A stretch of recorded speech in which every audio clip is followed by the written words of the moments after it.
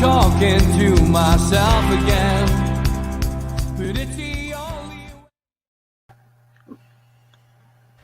Good evening again from Steve Wraith. NUFC Matters Matchday Live. Newcastle United versus Crystal Palace down at Selhurst Park, and it's another Premier League fixture for Steve Bruce's boys. And wow, quite an explosive day today. If you believe the rumour mill, ASM it apparently was booked onto the flight and then didn't get on. A supposed fallout with the manager.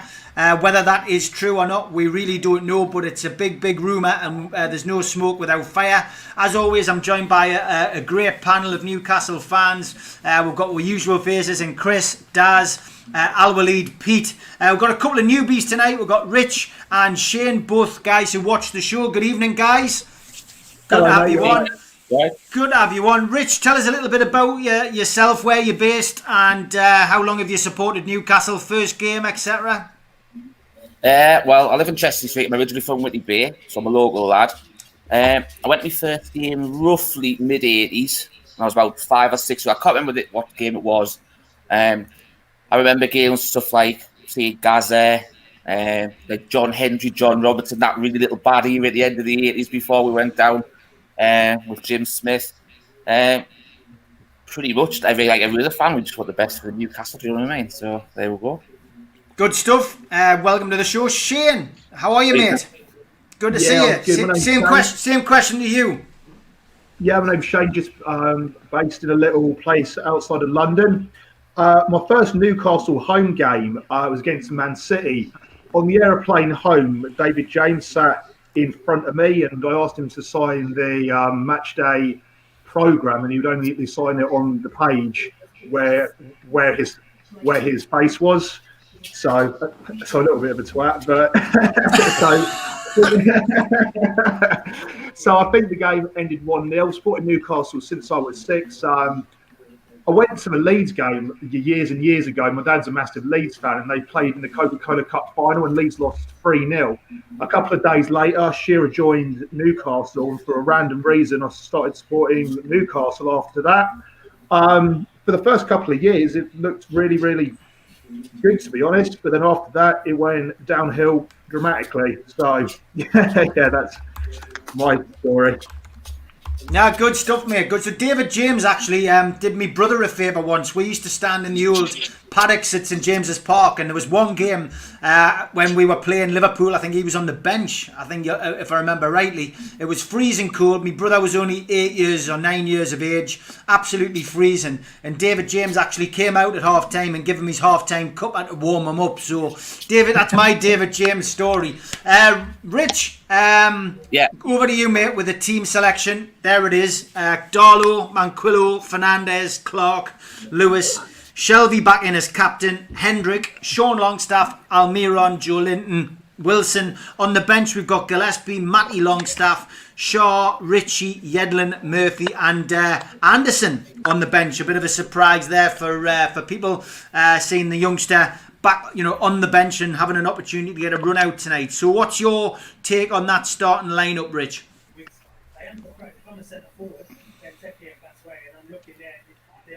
Right, I think looking at the team, the one thing that really stands out is that Shelvey's captain. There's no leadership in that team whatsoever. The fact that he can come straight back into the team and he gets the captain's armband.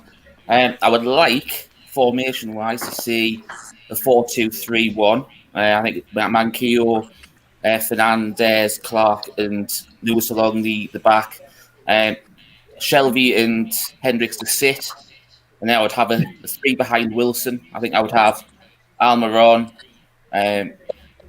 it's Longstaff, and then Joe Linton on the left, and then obviously Wilson up top. I'm pleased to see Anderson on the bench. I think he needs some creative force. If, say, for example, Almiron's not having a good game, I just think the fact that he's had no experience in Premier League, he'd be wanting to go out there and actually show what he can do and have nothing holding him back. So I'm actually looking forward to seeing him possibly second half. Okay, Shane, over to you, mate. What's your take on that starting lineup today? Well, it can't be any worse than last week. I was supporting Newcastle all of my life, and last week against Chelsea was the first time I turned off within the first 15 minutes because it was fucking terrible. So it can't be any worse than that. If I'm looking at the lineup that we've got on my phone now, you see Joe Linton going down the middle. We probably should be on the wing as a front three. Wilson should be playing in the middle. So I don't know what the tactical decision was there, playing Wilson out. We've gone 4 at the back tonight instead of a 5, which is a positive because 5 at the back for us clearly isn't working. But yeah, having Shelvey as captain when he's been out for such a long time, it does make you think where the leadership lies here. It is worrying. I think the 2 key players tonight were Zaha and St. Maximum. Zaha's out and St. Maximum's out as well. A lot of Crystal Palace fans are thinking they'll probably get turned over tonight. Will it be a good game? No. I can't see there being many goals, many shots. I mean, if we can get above 35% possession, then I guess that's an improvement, but we'll see. Okay, good stuff. Just a reminder to the newbies: if you've got any commentary going on, lads, turn it off in the background. Watch the match by all means, but we're not allowed to have the commentary on. So just before the game kicks off, great stuff. Pete, welcome, mate. Good to have you on as always. And bringing Shane in, you want to tap him up for your London show because he's obviously living not far from London. Get him tapped up for your show and build your community. But good to have you on, mate. Starting lineup is.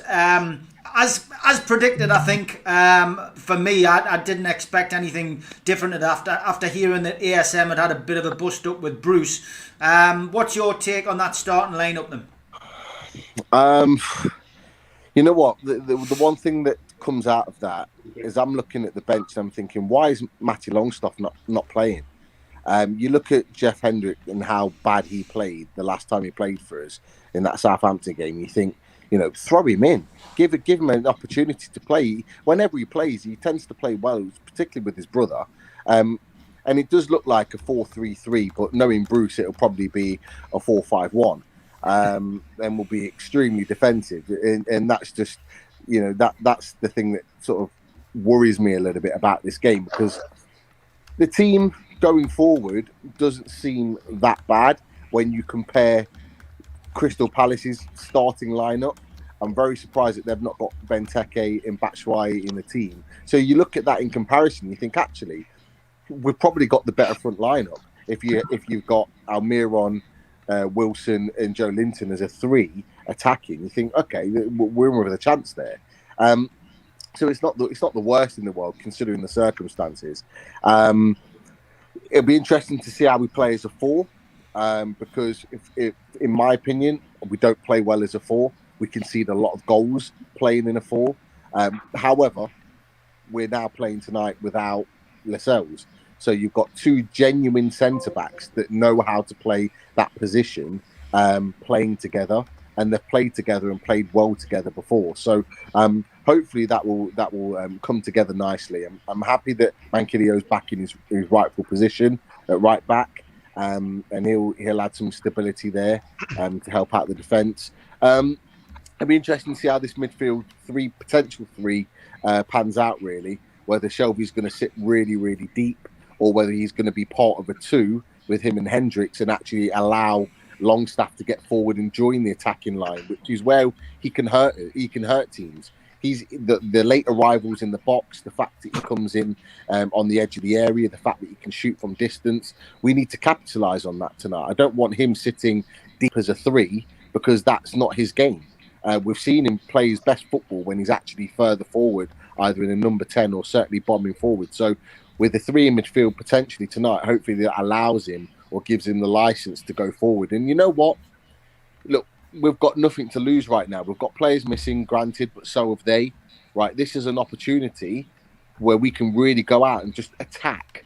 I've said it before and I'll say it again. What I want to see is a team that goes out and attacks the other team. look, if we lose 1-2-0, 2-3-1, whatever, I'll obviously I'll be disappointed, but I won't mind as much if we're showing attacking intent. And that's what I want to see tonight. Because I tell you what, Palace need the points more than we do. They've not been on a great run. They didn't play well against Burnley at all the other day. They were shocking. And they've had less rest time. They played on, They played on Monday. They're now playing on Friday. They've had hardly any rest time. We should be capitalising on this. We played Saturday afternoon kickoff. There's no reason why we can't go in there and say, right, and really stamp our authority on the game. So, it's all to play for. And I know there's been a lot of negativity around it. And look, hey, I've been one of them. But it's all to play for. And look, Bruce is playing for his future right now. Regardless of what anyone says, whether he's going to get sacked or not, the guy's playing for his future. He's putting all of his eggs in that 11 players' baskets today. And he's saying, right, I need you to get a result for me. So he needs to pull it out the bag. Okay, good points, well made as always, Pete. Al-Walid, Steve Bruce. Lots of people think he's been smacked. They're saying he's had a punch in the face. I've not seen any of the interviews, but there seems to be some kind of mark. I've seen this before with Steve Bruce, of course. But what's your take on that team today? First of all, how are the lads? Have no choice now, and I think Steve Bruce better to play under pressure. So let's say hopefully, inshallah, hopefully if we win today, we will be happy. But also we should keep the pressure on the team, on the coach, especially because I noticed when Newcastle get a little bit relaxed, they do worse or bad next game. So we should not be very happy if we win. We should keep the pressure on the team. It looks for me like huge. The lines up look like a triangle from the defense to the striker, like 4-3-2-1. He have no choice, no much choices because situation of El Fraser and Saint-Maximin. But maybe I was hoping to see Murphy maybe instead of Joelton. Now, as we say, all the media says it's 5 games. We should at least 15 points. We should take at least 9 points from them. It's like 2 win, 2 draw, at least 1 draw, not more.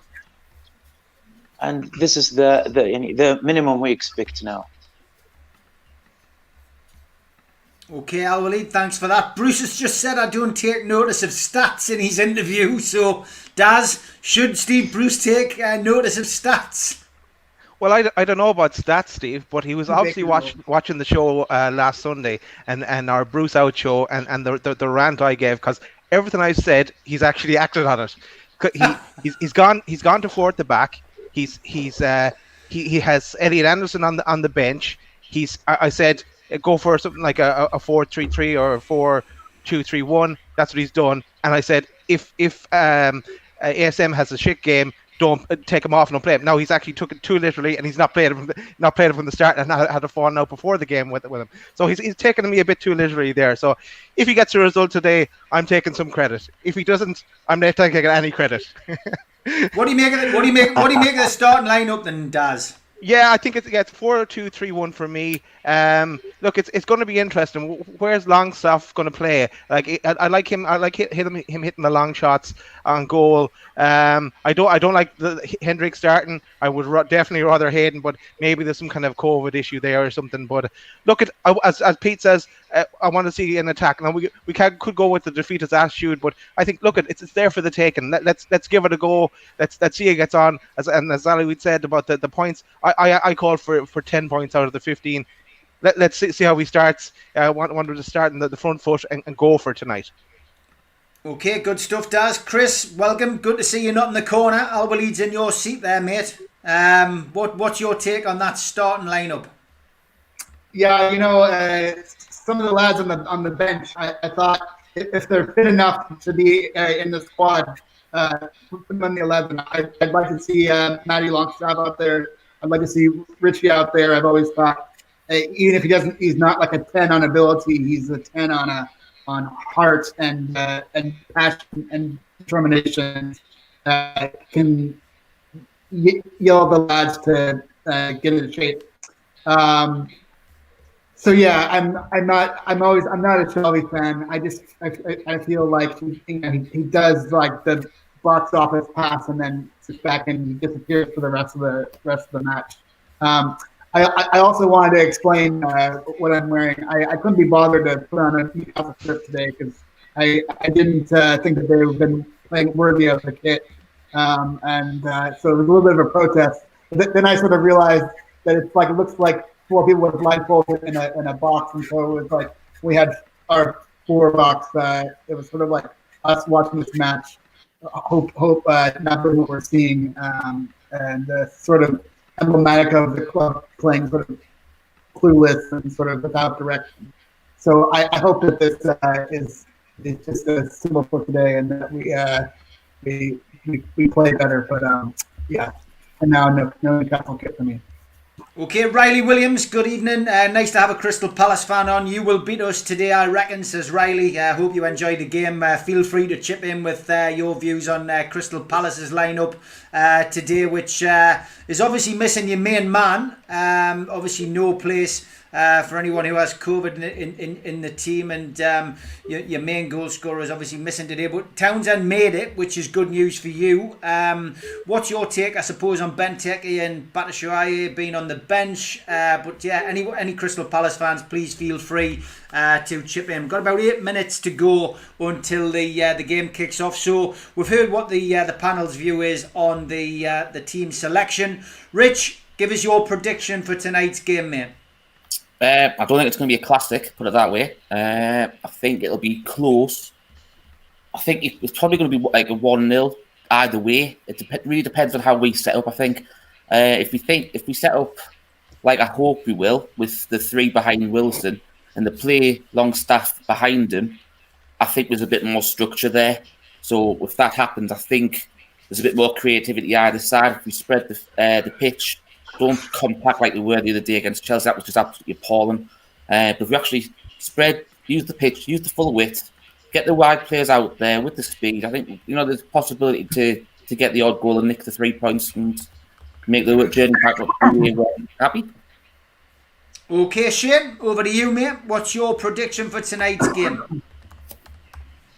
Yeah, going the same as Rich, to be honest. I don't think it's going to be a classic. If previous games are anything to go on, I can see us sitting deep, Crystal Palace scoring first, and then we'll probably go and attack for the last 15. Then it could be 1-0 or 2-1 to Palace. I'm not expecting much. As I said, Zaha's out, Saint-Maximin's out. They're the 2 key players for me here. Yeah, I can't see many goals. We don't score many goals, and Palace don't really score many goals. But then saying that, they smash Leeds 4-1, so they do have goals in them, but some of their players are out. But I think 1-0, I would take it, considering how badly we've been playing of late. So 1-0. 1-1. Okay, Pete, are you as confident tonight? No, in a word. However, as I said before, if you match up the 2 teams, there is not much difference. The difference is that we've got a player that can produce a killer pass in John Joe Shelvey in midfield. For all of his negativity, for all of his bad points, he does have that ability to win a team a game. And for me, the big difference, particularly in the starting lineup, is we've got a guy that can score goals. In Callum Wilson, and for me, it's all about the mentality. If our mentality is to attack and to go at Crystal Palace, I think we'll get goals purely because we've got Callum Wilson on the pitch. However, I see it being either a 1-1 or a 2-2. I'll probably go 2-2 just because both teams are just as bad as each other at the moment. Okay, teams are coming out onto the pitch. Al-Walid, what's your views on tonight's game? What's your prediction, please? I expect a draw. Almiron to score, and I hope we are not concede the goal first, because I notice the one who will score, of course, he will have much more control of the game. But we notice Newcastle, when he concede the goal,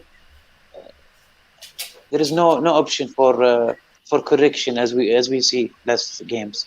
So as I expect, and we need some dare today to go forward and good playmaking.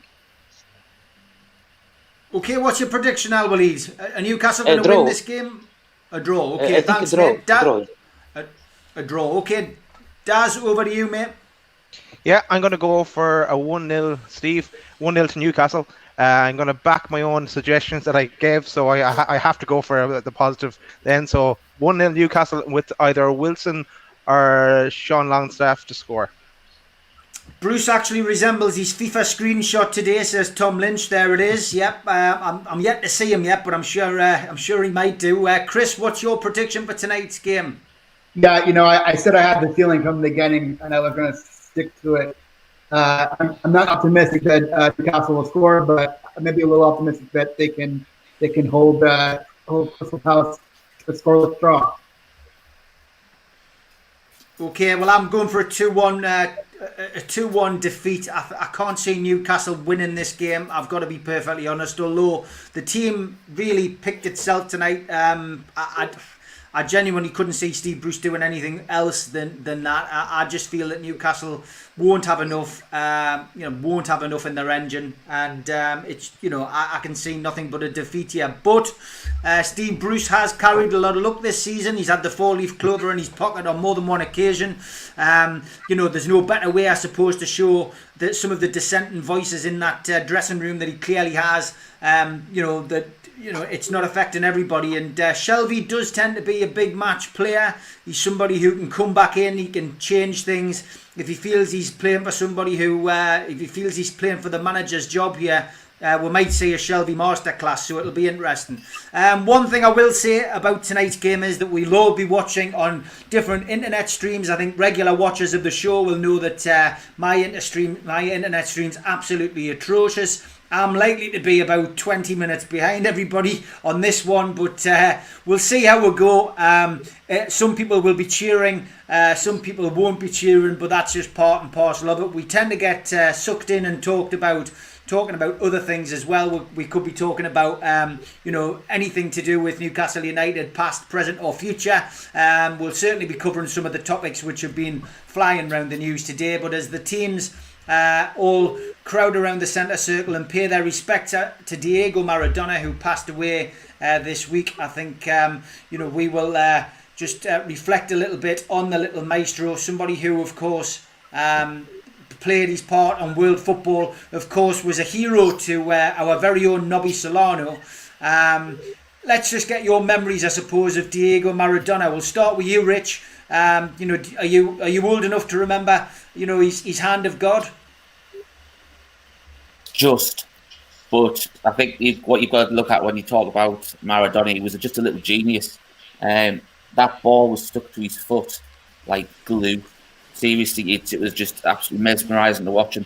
And to go from one extreme low to probably the best goal ever scored of all time, in my opinion. I think people have mentioned it a few times this week. The pitches that they played on in those days were nothing like the carpets that they are now. They were like typical Sunday League pitches, especially in the Azteca in Mexico. So that sort of ability, it was just, I don't think we'll probably see it again. I know we've had good players like Messi. You look at even Gascoigne ourselves. He was a great player, good friends with Maradona. But he was just a legend. And it was a privilege to watch that game, even as a 6-year-old. But I still remember it as though it was my first World Cup. That's when I really got took in to watching at the national team. It's a shame we don't have that anymore with the national team. I don't think there's that feeling anymore. But no, he was a legend, second to none. Yeah, I've got to be honest. Like, I'd rather have played on the Azteca than the Fell Flower Show feels like. But yeah, I get your point. I get your point about the pitches, Rich. Shane, Maradona. Memories of Maradona. Were you a fan? Oh, it's Shane. It's a bad one. I've got to use Spenny's picture. You're on mute. Quote of 2020, Shane. Oh, right, sorry. Welcome to the show. Welcome. Sorry, mate. That's a proper baptism, Shane. That is a proper baptism. Well done, mate. Oh, no, that's my bad. Oh, what I was saying is I'm a little too young to remember him. I'm 31, so the first World Cup that he was in, I was -3. But I've seen the videos. I've watched the documentaries of him, and he was an absolute wizard. It's unfortunate that I didn't get to see him in his prime. I mean, at Napoli, he was just exquisite, and from the videos that I've seen, there was no one else around him at that time. Of course, the off-the-field issues that he had were always there, but as a football player, he was just extraordinary, and yeah, he will be sadly missed.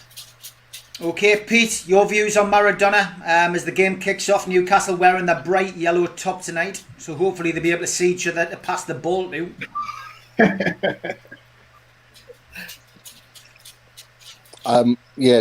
Look, I was too young to really appreciate Maradona. For me, just in my opinion, the best player I've ever seen play live is Cristiano Ronaldo. But I've seen the videos of Messi. I've seen the videos of Maradona as well. And Maradona, for me, I said it on my tweet on the day that he passed. He's the best pure footballing talent I think the world's ever had. Just for pure footballing talent. He may not have had the career of the likes of Messi and Ronaldo's and maybe one or two others, but just for his short career, just obliterates everything else that anyone has ever produced in football. So it's obviously a sad day for everyone in football, and the fact that the whole world is mourning his death says everything we need to know about the type of man and the type of person and character that he was.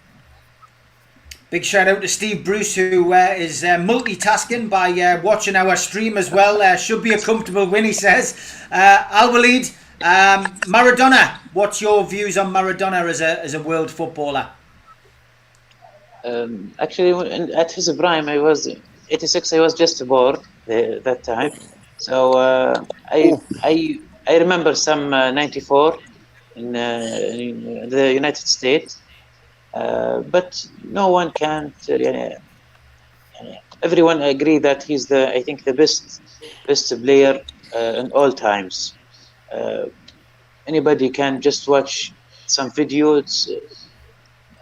It's full on YouTube. A lot of magic he can do with the ball. Nobody can do like him. Okay, Daz, Maradona. I know you're not an England football fan, so were you cheering when Maradona put that ball in with his hand? No, I wasn't really. I've seen it many times since. I would have been 6 then, actually. I think, but Maradona. I used to watch him playing for Napoli. Actually, there was in Ireland there was Italian football on every. One must be every Sunday evening or something like that. Or no, it was a Monday evening actually, just to be on. And even though I was shouting for AC Milan at the time with Van Basten, Hullet, and Rijkaard, Maradona was the standout for the Napoli team. It was just him that I remember from. And of course in the World Cups as well. You remember him, like he was absolutely amazing. He's up there with Pele for me. For the all-time greats, discounting the likes of Ronaldo and Messi that's around today. But he was absolutely amazing. But just on the game, Steve, I'm watching it live here in Ireland, so I'm probably about a minute ahead of you guys, just for your information. Yeah, okay, I'm on about 3 minutes and 45 seconds here, mate. So I'm not sure where you are. How far are you on? I'm about 30 seconds ahead of you. So okay, that's not bad. So I haven't got too bad. It's not bad. Yeah, but it's not too bad a start. To be honest as well, Amazon's picture is pretty good. Probably done what most people have done, took the 30-day advantage. The trick is you've got to remember to cancel it, guys, because you do get charged $7.99 if you go over that $7.99. But yeah, look, not a bad start. Nothing really to crow about too much. But Newcastle on the offensive at the moment, which is a positive. Chris. I think with Maradona, just finishing off on Maradona, I think what really surprised me, and this is before he passed away, was the documentary that was on Netflix, and just how the mafia got their claws into him when he was in Napoli. Didn't help his cause really, did it, Chris? Yeah, I'm of the teenage dads, so I wasn't able to see the 1986 World Cup live because I think the first World Cup that was even shown live in the U.S. was 1990 when the U.S. finally made it after a 40-year drought. So the Maradona that I've seen has mostly been retrospectives and videos, and then frankly known more for his off the pitch exploits and mafia stuff like you mentioned. But yeah, I mean, just some unique, once in a generation talent, probably top 3 players of all time. A player that could take the ball in his own, in his own end and goes single-handedly all the way to dribble through everyone and finish off. A talent like we'll never see again. I mean, you've got elements of his game in Messi and Ronaldo, but really a total dynamic package that is really unique in world football, someone that really transcended football. You could name Maradona, somebody who was familiar with football would know something of him, and that's pretty rare until you get into the sort of social media modern world with Messi and Ronaldo. But an all-time great, a real icon for sport in Argentina, and also sort of a symbol for them coming out of their post-military junta, dictatorship, and someone that was sort of representing the new Argentina for all its faults and warts. But so a loss. Okay, Chris, thanks. It's good evening to Laura, waving the flag for the ladies tonight. Good evening. How are you? Right. Oh, yeah, it's a miracle that fire stick hasn't ended up out that window. Oh, already 6.5 minutes. Well, nearly 7 minutes in now, and no problem. What did you make of the What have you made of the starting lineup? There it is, Laura. Just to refresh your memory, what did you make of the starting lineup and all the stories that have been circulating about ASM being booked on the flight but didn't get on it because he's had a fallout with Steve Bruce? Oh, I mean that starting lineup. There's no pace at all whatsoever as with Hendrick and Shelvey, but I mean but I suppose Richie's just coming back, so I would have liked to have seen him in. But and as for the St. Maximin, I haven't. God knows what's going on there. It's just a disaster from top to bottom, isn't it? It's just. I'm getting a good look at Steve Bruce, to be honest, and I don't really see what people are going. I mean, there seems to be a slight mark on his face, but might have a bit of makeup on. I'm not 100% sure, but it's a strange situation. If there has been some kind of fallout, it's something which I doubt we'll ever hear about because Steve Bruce is old school. What happens in the dressing room stays in the dressing room. But good to have you on, Laura. As there's another shot goes flying over and probably hit the eagle from Joe Linton there. There could be a compensation claim coming in from Crystal Palace. Joe Linton strides forward, hits the ball. Honestly, it's even worse from behind the goal. It genuinely went at an angle which was almost impossible to do again, and the ball boy's going to struggle to find that one. I'm pretty sure. Rich, ASM, it's a strange one. You might have heard the Geordie dentist Neil Mitchell on the Three Amigos earlier. He's seen the flight itinerary. He has got some good contacts, that lad. ASM was booked on the flight, which means that it clearly wasn't an injury, and the news of a bust-up does sound fairly likely. It's not great when you have a player who signed a new contract who hasn't been playing well in his last few games since he signed the contract, and now allegedly had a bust up with Steve Bruce prior to this game. It's not good news, is it? No, especially the way the squad is meant to be at the minute. We're meant to be trying at this time where we've lost 2 on the bounce. We should be trying to come together as a team, as a whole unit. But it does definitely seem to be, as you just mentioned earlier on in the Three Amigos, that there is a 2 divide camp within the squad, which isn't good. ASM's form since he signed the contract has been appalling, I think partly down to some of the tactics that, or should I say, lack of tactics that Bruce actually applies. I don't think he knows his role at the minute since he signed that contract. I think when you saw him literally sticking to that left wing, he just tormented the opposition. But at the minute when he's been either playing behind or up top or just off Wilson, it's not his role. And obviously I can see he's getting frustrated because the ball's not getting to him. So he's then trying to force the objective and try and take the game to the opposition. But then he's got no support because we're sitting so deep. So I can understand his frustration. And if there is the split in that's been reported and he was meant to be on playing, that makes it even worse, in my opinion. Yeah, it's not good, is it, Shane, when you hear rumours of fallouts. It's very rare that the fans get to the bottom of it, and as I said, Steve Bruce is fairly old school. He'll probably keep it in-house and will not really hear a great deal. However, there is stuff getting out of the dressing room, and I broke it on NUFC Matters 2 weeks ago that I'd heard there was unrest in the dressing room amongst certain players. There seems to be a couple of camps building, and that's that is worrying when Newcastle aren't playing well. I think it's part of a wider conversation, really. I mean, Steve Bruce came in; he wasn't first, second, or third choice. He was 28th or something.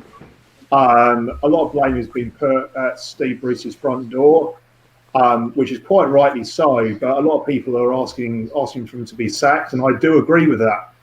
But there has to be consideration that no one wanted the Newcastle United job. He was left in a position really where it was either him or no one else. I mean, Steve Bruce in his first season, he did okay. I don't think any miracles happened, and I think the FA Cup run, the Carling Cup run, or whatever it's called now, has shadowed over what has been a shite season. Steve Bruce has never managed someone of St. Maximin's quality, and I think it's got to a stage where the players that he's managing now with Al Miron's agent coming out and saying he wants to move St. Maximin with the bust up, he probably wants to look like he's getting away as well. It's a difficult one. I mean, I don't think Steve Bruce has the capabilities of managing a team with the attacking players and the quality of players like we have. I think if you put it to a vote and said, would Steve Bruce manage another team in the Premiership? The answer would be no. Would he manage a team in the Championship? You'd probably have to go down a long list of teams to be like, yeah. So I do feel sorry for him away. I think he's in an unwinnable situation, really. I ultimately think that he's in a position now where he's looking after the reins.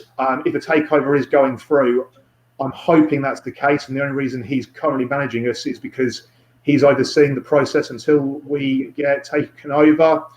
But if he leaves, I can't see anyone else coming in. I mean, there's been touts of Steven Gerrard, been touts of Eddie Howe, but would they want to work under Mike Ashley? I don't see it. He's a very hard guy to work under. So I do feel sorry for Steve Bruce, but going back to the Alan said Maximin situation, it's not a good one, especially fallouts. Some fallouts are good fallouts, some fallouts are not so good. I mean, if they fall out over something that's happened on the training ground, then it could be a positive. But knowing Newcastle, I don't think it is, and it's just going to end up as shite, like just like it always is, being a Newcastle fan. Yeah, great stuff, Shane. It doesn't sound very positive at all. It sounds as if our key players, our creativity players, our creative players, such as Alan Maximin and Almiron, as we've discussed on this show, Pete, don't play with a smile on their face. They're not enjoying it. They're not enjoying Bruce Ball.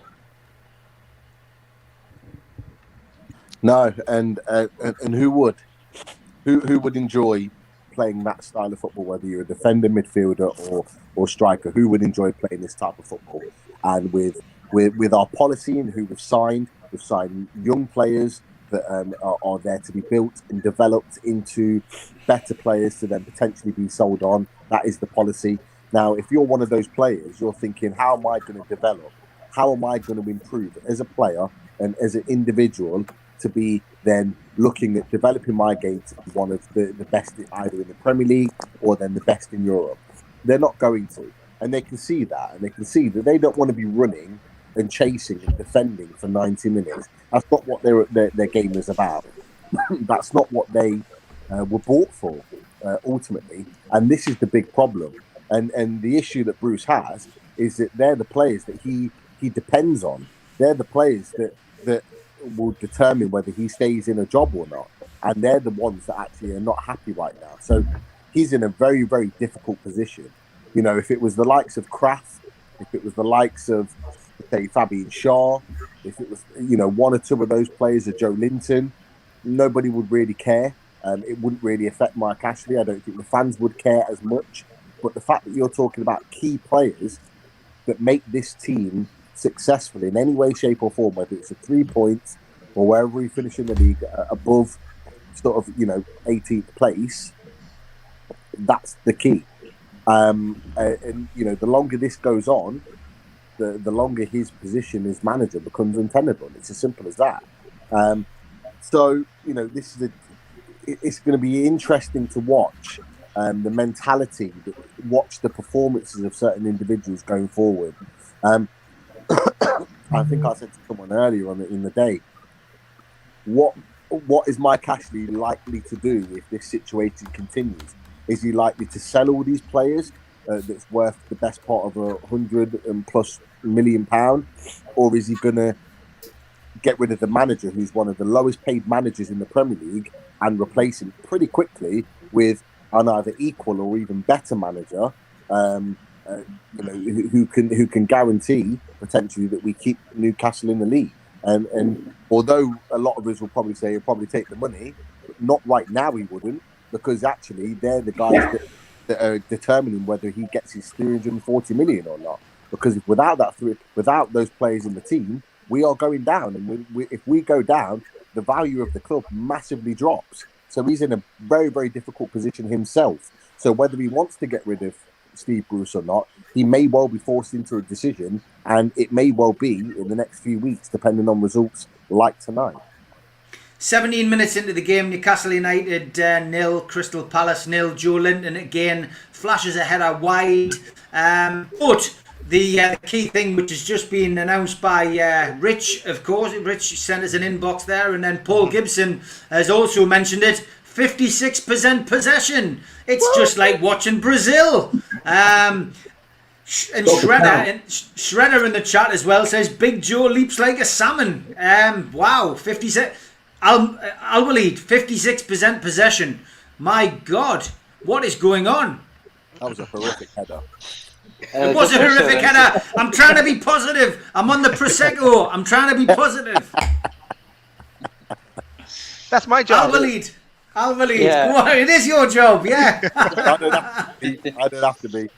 Yeah, that's good for starting. But as you said, it's a pressure.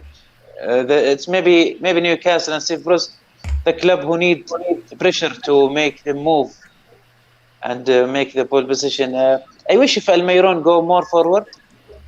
Joelton, and except Joelton, I think no, it's not fault of any player. I wish if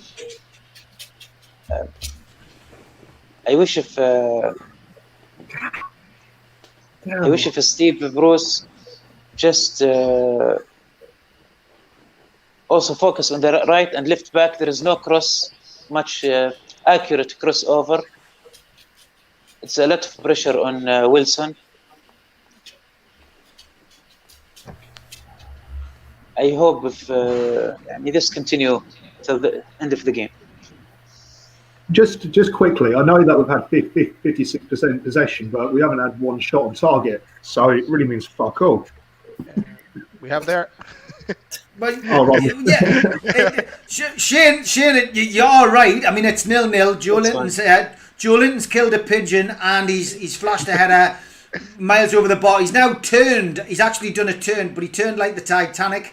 He took a right foot shot and straight into the keeper's hands. So look, Joe Linton's getting plenty of the ball.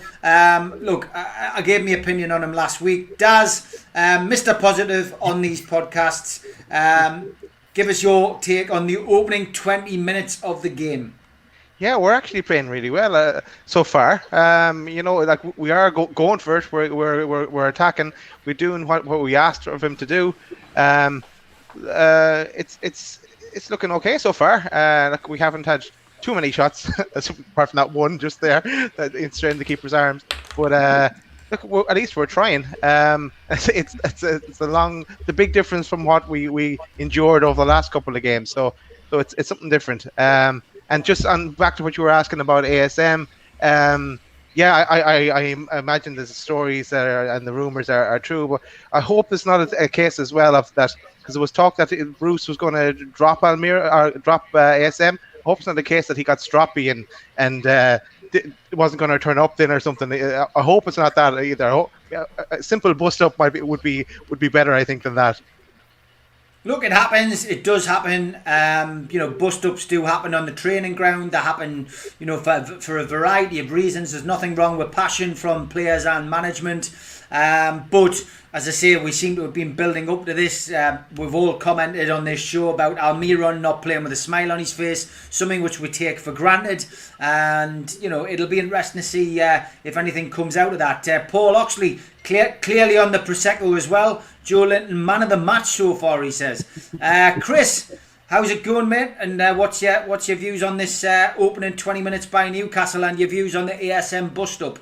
Yeah, I was going to say, so far, it could be worse. I mean, above 50% possession, if that's true, is an improvement. I don't know if you saw the warm-ups, but Fernandez was wearing a specially made Maradona kit for his warm-up. So I was expecting maybe something extra special from him today, but I guess there's only so much that he can do to improve the squad single-handedly, and I haven't seen that extra effort from him today yet.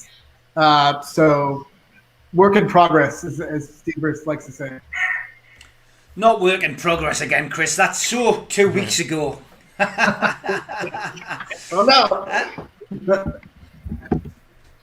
Yeah, okay. Rich, what's your take so far on the opening 20 minutes, mate? We've been pretty dominant, to be fair. I think we've done the stats actually backed it up. We have had about 56% of possession.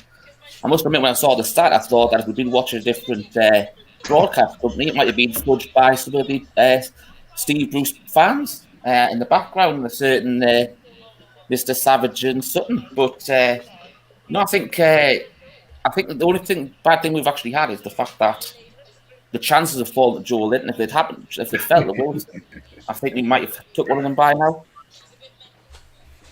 Okay, Shane. Sorry, I was just trying to sort out my wife's Zoom chat on gallery view on her phone. I was listening to you, Rich, but trying to do two jobs at once. As you know, men cannot do two jobs at once. No, we can't. It's okay, she's left the room. Of course we can. Shane, Shane, your views on the opening 20 minutes as Palace start putting a little bit of pressure on and move towards the Newcastle goal, but it's snuffed out by a defending Almiron, I think. Yeah, go on, Shane. I'm a couple of seconds behind you, but to be honest, after the Chelsea game, I wasn't expecting much. I didn't think we could play much worse. So coming out and playing the way we did from the start, 56% possession. We are playing well. We look like we're not defending as much. We're not sitting deep, which is nice to see. One of the things I wanted to say is with Carl Darlow, obviously he's been in the team since the start. Martin's been out with an injury. I don't know how long he's out for. Would you guys keep Carl Darlow in if Dubravka's fit, or would you keep him out? Good one. I mean, I'll answer that first. For me, I would put Dubravka straight back in. What Steve Bruce will do, I really don't know. Dubravka's by far, for me, the better keeper. Darlow's done nothing wrong. It is hard. I do think we covered it on the show a few weeks back when I believe Steve Bruce commented at a press conference that it was, who was playing in the best form. So maybe that's the route he's going to go down. What would you do, Shane? I think Carl has been solid for us, especially in the Championship season. I think he was very, very good. I think he's underrated. Maybe that's the wrong word. He played very, very well for us. I don't think he gets the credit that he deserves. He's still young. Well, I say that. How old is he? About 26, maybe not too young, but their goalkeepers don't really come into their prime until about 30. I think he's done well. I think it would be harsh to drop him, and I think if you drop him, it ultimately shows that no matter how well you play, you're always going to be second fiddle. And I think there's a lot of other clubs that would take him. So I would keep him in really until he makes a mistake. I think you need to give him a fair crack, really. But no, I like him. Oh, yeah, I think he's done all right, to be honest. Okay, Fan Feud say they would make Dubravka earn his place back and ease him in. Steve Bruce says it's great to have competition for places. Be great to have competition for a managerial place as well. Pete, your take on the goalkeeper situation that Shane's asked the question there. What's your views on that? Would you bring Dubravka back in? I know we've covered it on the show before, but we've had a few more games out of Darlow and he has played well. Well, look, Steve, you know, I've said it many times. I've never really been a big Darlow fan. However, I think he's been very, very good so far this season. I think there's been a few times this season so far where he's been very unlucky to be on the losing side, including last Saturday. And, you know, look, I've said before, when Dubravka's fit, he comes back in. He's the number one. However, at the same time, I think it would be incredibly harsh for Darlow to be removed out of his position. So for me, without doubt, I would certainly keep Darlow in until there's a performance in which Dubravka then comes out. I've completely changed my mind on it. I think, you know, I really like how Darlow's playing at the moment, and when a player's playing well, I think it's important for them to continue in that fashion. You know, the way he's already come out and commanded his area, I think that's the key. That's what we missed from a goalkeeper previously with Tim Krul and Shay Given, for all their good shot-stopping abilities. We haven't had someone that could command the area. Dubravka came in and did that, but it seems like Darlow's been watching him because he started to bring that into his game and actually looks really efficient when he does that, and he takes a lot of pressure off the defenders. His distribution's good. He's a good shot stopper. So yeah, you know, I'm quite happy to change my mind on that situation. Why not keep Darlow in until there's a really bad performance where you then bring Dubravka back into the side? So yeah, fair play. Okay, still Crystal Palace 0, Newcastle 0, 28 minutes on the clock. Pretty even Stevens game. Somebody earlier on the Three Amigos predicted 50% each possession. Not far off at the moment, I don't think. Both teams giving a little bit more. Steve Bruce getting a bit animated on the sidelines as well, which is interesting. Al-Walid, Dubravka or Darlow? I would keep Darlow and put Dubravka instead of Joelton, because he shoots, I think, stronger than Joelton. I'm very worried. I don't know. I shoot stronger more than Joelton. I don't know why he's have a weak foot. Actually, no. I will put Dubravka, of course, because he's injured and he gets back. Even if Darlow doing better, I will not just make Dubravka lose his place, because if we keep Darlow, we will lose Dubravka skills, because he will be benched long time as goalkeeper as good as Dubravka. So he must back one. Yeah. Okay, Dave Cook says, did you hear Bruce shouting his highly technical instructions earlier? It was go on, go on. Yeah, I have heard him shout them on more than one occasion. David Crone says, Palace are no great shakes, but can still have a bench with 2 international forwards on it. We, on the other hand, good point. Paul Oxley says, Joe Linton trying his best to keep Bruce in a job like a man possessed tonight. Someone called the Exorcist. This can't be him. Dr. Rockter asking if ASM's playing. No, if you watched the Three Amigos show earlier, you would have heard that ASM was actually booked on the flight, but mysteriously didn't get on it.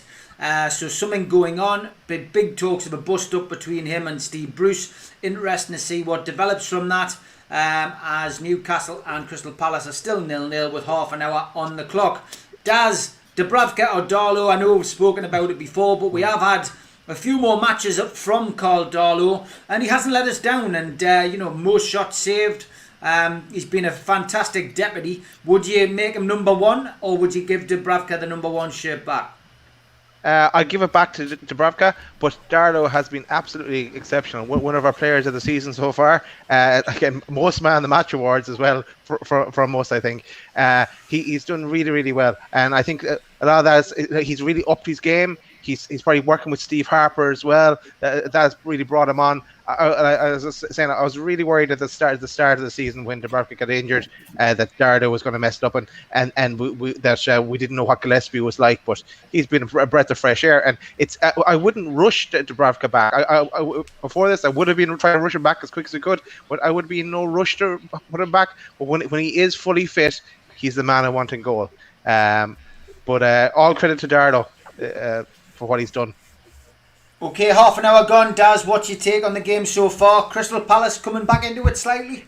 Yeah, they are slightly coming back into it. They had a shot there actually that Darlow saved, but we're still on the we've still performed better in this half. I'd like to see a few more shots from us now, or bring it up the other end of the pitch. But it's at least we're going for this, and we're trying to attack. Let's keep up the pressure and hope we can get something out of it. Two reckless challenges by John Joe Shelvey as well. One which he didn't connect with, so he'll probably get away with that. But play still continuing. Shelvey went through his man there. The referee played advantage, but got a feeling we'll see Shelvey in the book again tonight at some point. Might get pulled back for that. Chris, Dubravka or Darlow? Dubravka, 100%. He was basically our MVP last year. The reason why we were mid-table and not bottom table. On his day, he's one of the best keepers in Europe, I would say. People will complain that like his little niggles and sort of some of his howlers are the reason why he's with us and not with one of the top clubs in Europe. But he's our, I would still say when he's fit, he's our MVP.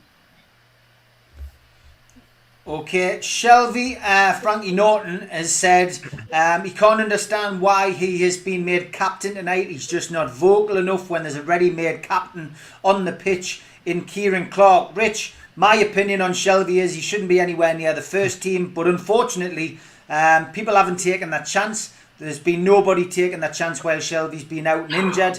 I wouldn't have him in the team, so obviously I wouldn't have him as captain. What's your view on Shelvey? Are you a fan? And do you think it's right that he's been given the captaincy tonight? No, I don't think it's right that he's been given the captaincy. I just don't see how... As I said earlier on in our private chat, I said... it goes to show how many leaders we don't have in the whole of the squad. The fact that Shelvey can walk straight back into the team after being out for so long and be given the armband. He's, in the majority of games that we play, he's an absolute passenger. There's no press from him in the midfield. The ball's played around him. He just doesn't really do anything. Unless he's in that quarterback role against a team which will give you the space to actually allow him to play that way. The game just passes him by. I was like you, when Hendrick came in, I thought he would do a decent job. I thought he would be a good hold and roll in the midfield. Unfortunately, at the start of the season, he played out of position on the right. He has played better when he has played centrally, but he hasn't had the players around him. I think Hayden's probably that natural person we've got as the one who would sit in front of the back four or the back three and protect it. But they just don't seem to be able to find out who can work out alongside him. I would like to see Longstaff, if we're going to play two in the middle or whatever, play him in alongside Hayden, because when they played as a two with Rafa, they were absolutely fantastic. But no, I wouldn't have Shelvey in, to be the honest question, Steve. I think I don't think he would even make the championship head of a match again. And unfortunately, we got him as captain of our team.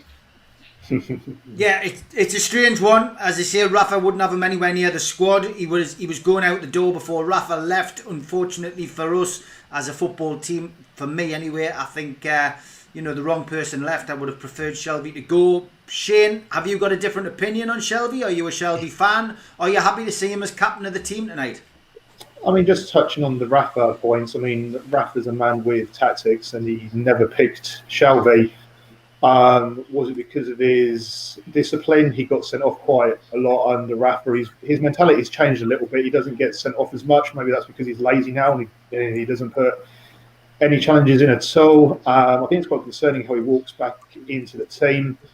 He's been around for a long time, Shelvey, at Liverpool and then Bolton, and he's never hit the heights. England, he played for a couple of times, but I think that's testament. Well, not testament. I think that's just goes to show how far he's fallen. I mean, he's playing for Newcastle, and if he put his act together years and years ago, where he was at Liverpool, he could have turned into something amazing.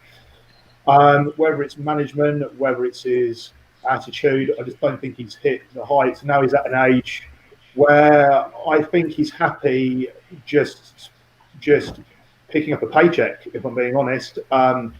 In the middle tonight, would I have started the two long staffs together? Maybe. I can see why Shelvey was picked because of the creativity. But he turns it on once every 7 or 8 games, which isn't enough. And he's picking up a fucking packet at the end of the week. He's on about 80 grand or something. He's one of the highest earners we have. And is he worth that? Not really. I don't know if he signed a new contract. So I could be wrong, but I think him and Shelvey signed a new contract. No, him and Richie signed a new contract at the same time, which keeps him with the club for another couple of years. I might be wrong with Richie, but I know Shelvey signed a new deal with us. And the same with Staten Maximum, really. I think, and that Arsenal player, Aubameyang.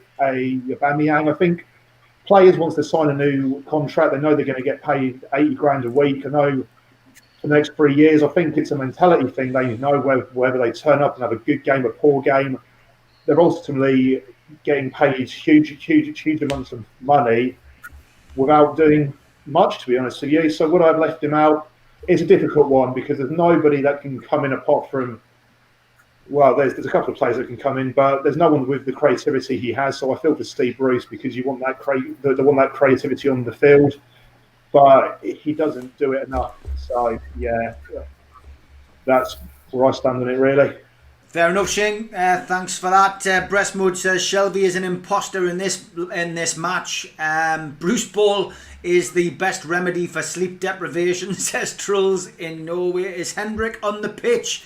Hendrick, of course, a favourite of what we would call boo boys, I suppose. Not many people like Hendrick at all. A lot of people feel that he's a waste of a football shirt, which, as I say, I feel as if we'd had a different manager with some tactics, then Hendricks might have made a difference. I think he could have fitted in well under Rafa, but under Steve Bruce, he just doesn't know what to do with some of these players, and that is a big issue. Pete, Shelvey, he's in the team as Newcastle defend again. 38 minutes gone. Crystal Palace 0, Newcastle 0. And pretty even Stevens at this moment in time. But Shelvey, he's captain tonight. Is that something you agree with? No, 100% not. I don't think Shelvey has ever had a good game when being captain anyway. He never plays well with that extra responsibility. So I don't understand why managers keep persisting on giving him the armband. He doesn't lead on the pitch. His work rate's poor, as he's showing tonight. He does have that ability to win a game, as I said earlier on, but they are very few and far between, and it's proving that this is not going to be one of his nights. Hopefully I'm proven wrong, but he's not captain material. I can't remember who made the point. Someone made the point about Clark. Clark is a ready-made captain, so is Fernandez, although he did refuse it last week. You've got captains on the pitch there that could take that responsibility and do a much better job with that responsibility. So 100% no. I think we need to come away from Shelvey being considered captain material now, because for me, I don't think he's got too much of a future at this club. I'd be surprised if he's here beyond next season. For someone that's on £80,000 a week and was quite readily happy to sign a new deal, I think tells you everything you need to know. He's just going to sit on his money and then probably chill in the Championship once his contract's done. Paul Hill saying, let's blame Shelvey for Hendricks, Almira and Joe Linton. Longstaff, all his fault. Paul, I'll say now, the person who's to blame for all of this is Mike Ashley. The second person to blame at this moment in time in the season is Steve Bruce, because Steve Bruce picks the team and he comes up with the tactics. He trains these people. So Steve Bruce is second to blame. After that, the players need to take some kind of responsibility. And I'm telling you now, and bearing in mind I worked for Rafa at the club for 3 years as an independent, not for the club but with Rafa. I'll tell you now, what he told me about Shelvey and the reason that he was never in that squad explains a lot, mate. It really does. And ultimately, he had no faith in John Joe Shelvey. And when a world-class manager who's won as many trophies as Rafa Benitez, including the Champions League, the trophy of all trophies that you can win as a domestic team in a European competition, you've got to listen to what he says. Shelvey, for me, is bad news. Shouldn't be anywhere near the team. Shouldn't be anywhere near Newcastle United. Shouldn't be wearing our captain's armband. And just like Shane said, one good game in 10 is not a reason to give him the opportunity, So that's my view. Apologies if it upsets people, but that is my opinion and I'm entitled to it. Albalid, John Joe Shelvey, are you a fan? That's a hard question, but I'm not sure what's the character of the captain for Steve Bruce, but I can see Steve Bruce consider Shelvey the connection between the midfield and the front side. He's the one who, I can see, raise his head and try to connect the midfield to the forward. During he was absent for injury, he put Almiron for that. That's why he was playing more behind than today. And back in the backside, and Almiron, he's replacing Issy position. For me, if I choose captain, I can see Wilson as a captain. But for me, for your question, Steve, he's not the worst. He's not the worst player in the lines up. Okay, that's fine. No problem. As I say, we're all entitled to opinions. That's what makes Newcastle United fans great. We've all got opinions. We can all disagree as long as we do it in the right way. Daz, Shelvey, what's your views? Are you a fan? Yeah. Are you pleased he walked straight in and got the captain's armband? Oh no, not at all, Steve. I'm 100% beside what you said about Shelvey. Like, I remember having a rant here, a mini rant at the time about Shelvey in one of the games we had as well. I think I tweeted there during the week with Shelvey, when he's in the team we want him out. When he's not in the team we kind of miss him. We have no one else. And just back on the contract, I wouldn't have given him a new contract. I would have let him go, because by keeping him, we're preventing us going after some other midfielder and to replace him. I know that's something that Liam Kennedy identified as well. We needed another central midfielder to be able to switch it up a bit, or a few different ideas. With him, he's back now and he's going to be starting every game, and it'll be the same crack again. He'll have one good shot, one good pass, or one good game in the next 6, and that's it. We'll be stuck with him. He's taken up a position there that someone else could take. But yeah, no, I'm with you. I'm not a big fan of Shelvey at all. And he was brilliant in the Championship and playing the quarterback role. That was his level. He dominated then. And just on who I'd have as a captain, I wouldn't have Shelvey as captain. I'd have either Clark or Fernandez as captain. Well, the only positive thing I can say is that at least he's took the captain's armband. Fernandez refused it, so for me, I wouldn't even give it to Fernandez now. I'd give it to Kieran Clark. I love the lad. I think he's a great player. I've met him off the pitch as well a couple of times. Really nice guy. In fact, he was out with Shelvey that particular night that I saw him in Newcastle after a game. And I've got to be honest, Shelvey was Shelvey was everything I expected of him as a professional footballer off the pitch. You know, I just didn't get him at all. But that's not why I don't like him. I just don't rate him as a footballer. Don't think he should be anywhere near our team. Jonathan Ward says, Steve, would you not say that Shelvey was instrumental in the promotion winning season and the first year back in the Premier to finish 10th? Yes, I would. But that was a few years ago now. And for me, you know, he's not done anything since then to give him that opportunity to stay in the team for me. I just think, you know, look, teams like Liverpool don't give away good players. Shelvey didn't make it at Liverpool. That says a lot. It tells you where he's at.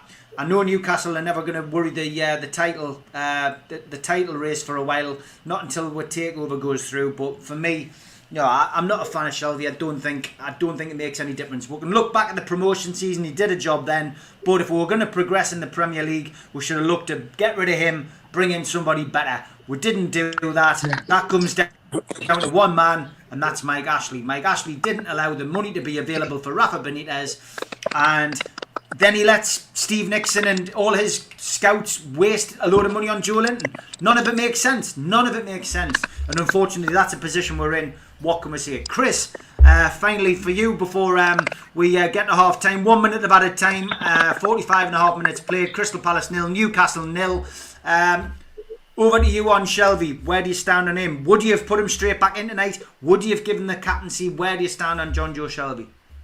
No and no, Steve. I think the issue with Shelvey, it's always nostalgia with him. People would say, "Oh, remember that pass or that free kick goal." It's always in the past. Yes, he was our leading scorer in league goals last year. You know, having some goals after the restart, but I just don't think that he's been consistent enough beyond that championship season and maybe the first season back with Rafa to really warrant him being, you know, the first team selection. You know, there's been a couple of times we've been close to moving him on, and I wouldn't have been upset to see him go and get some return for him.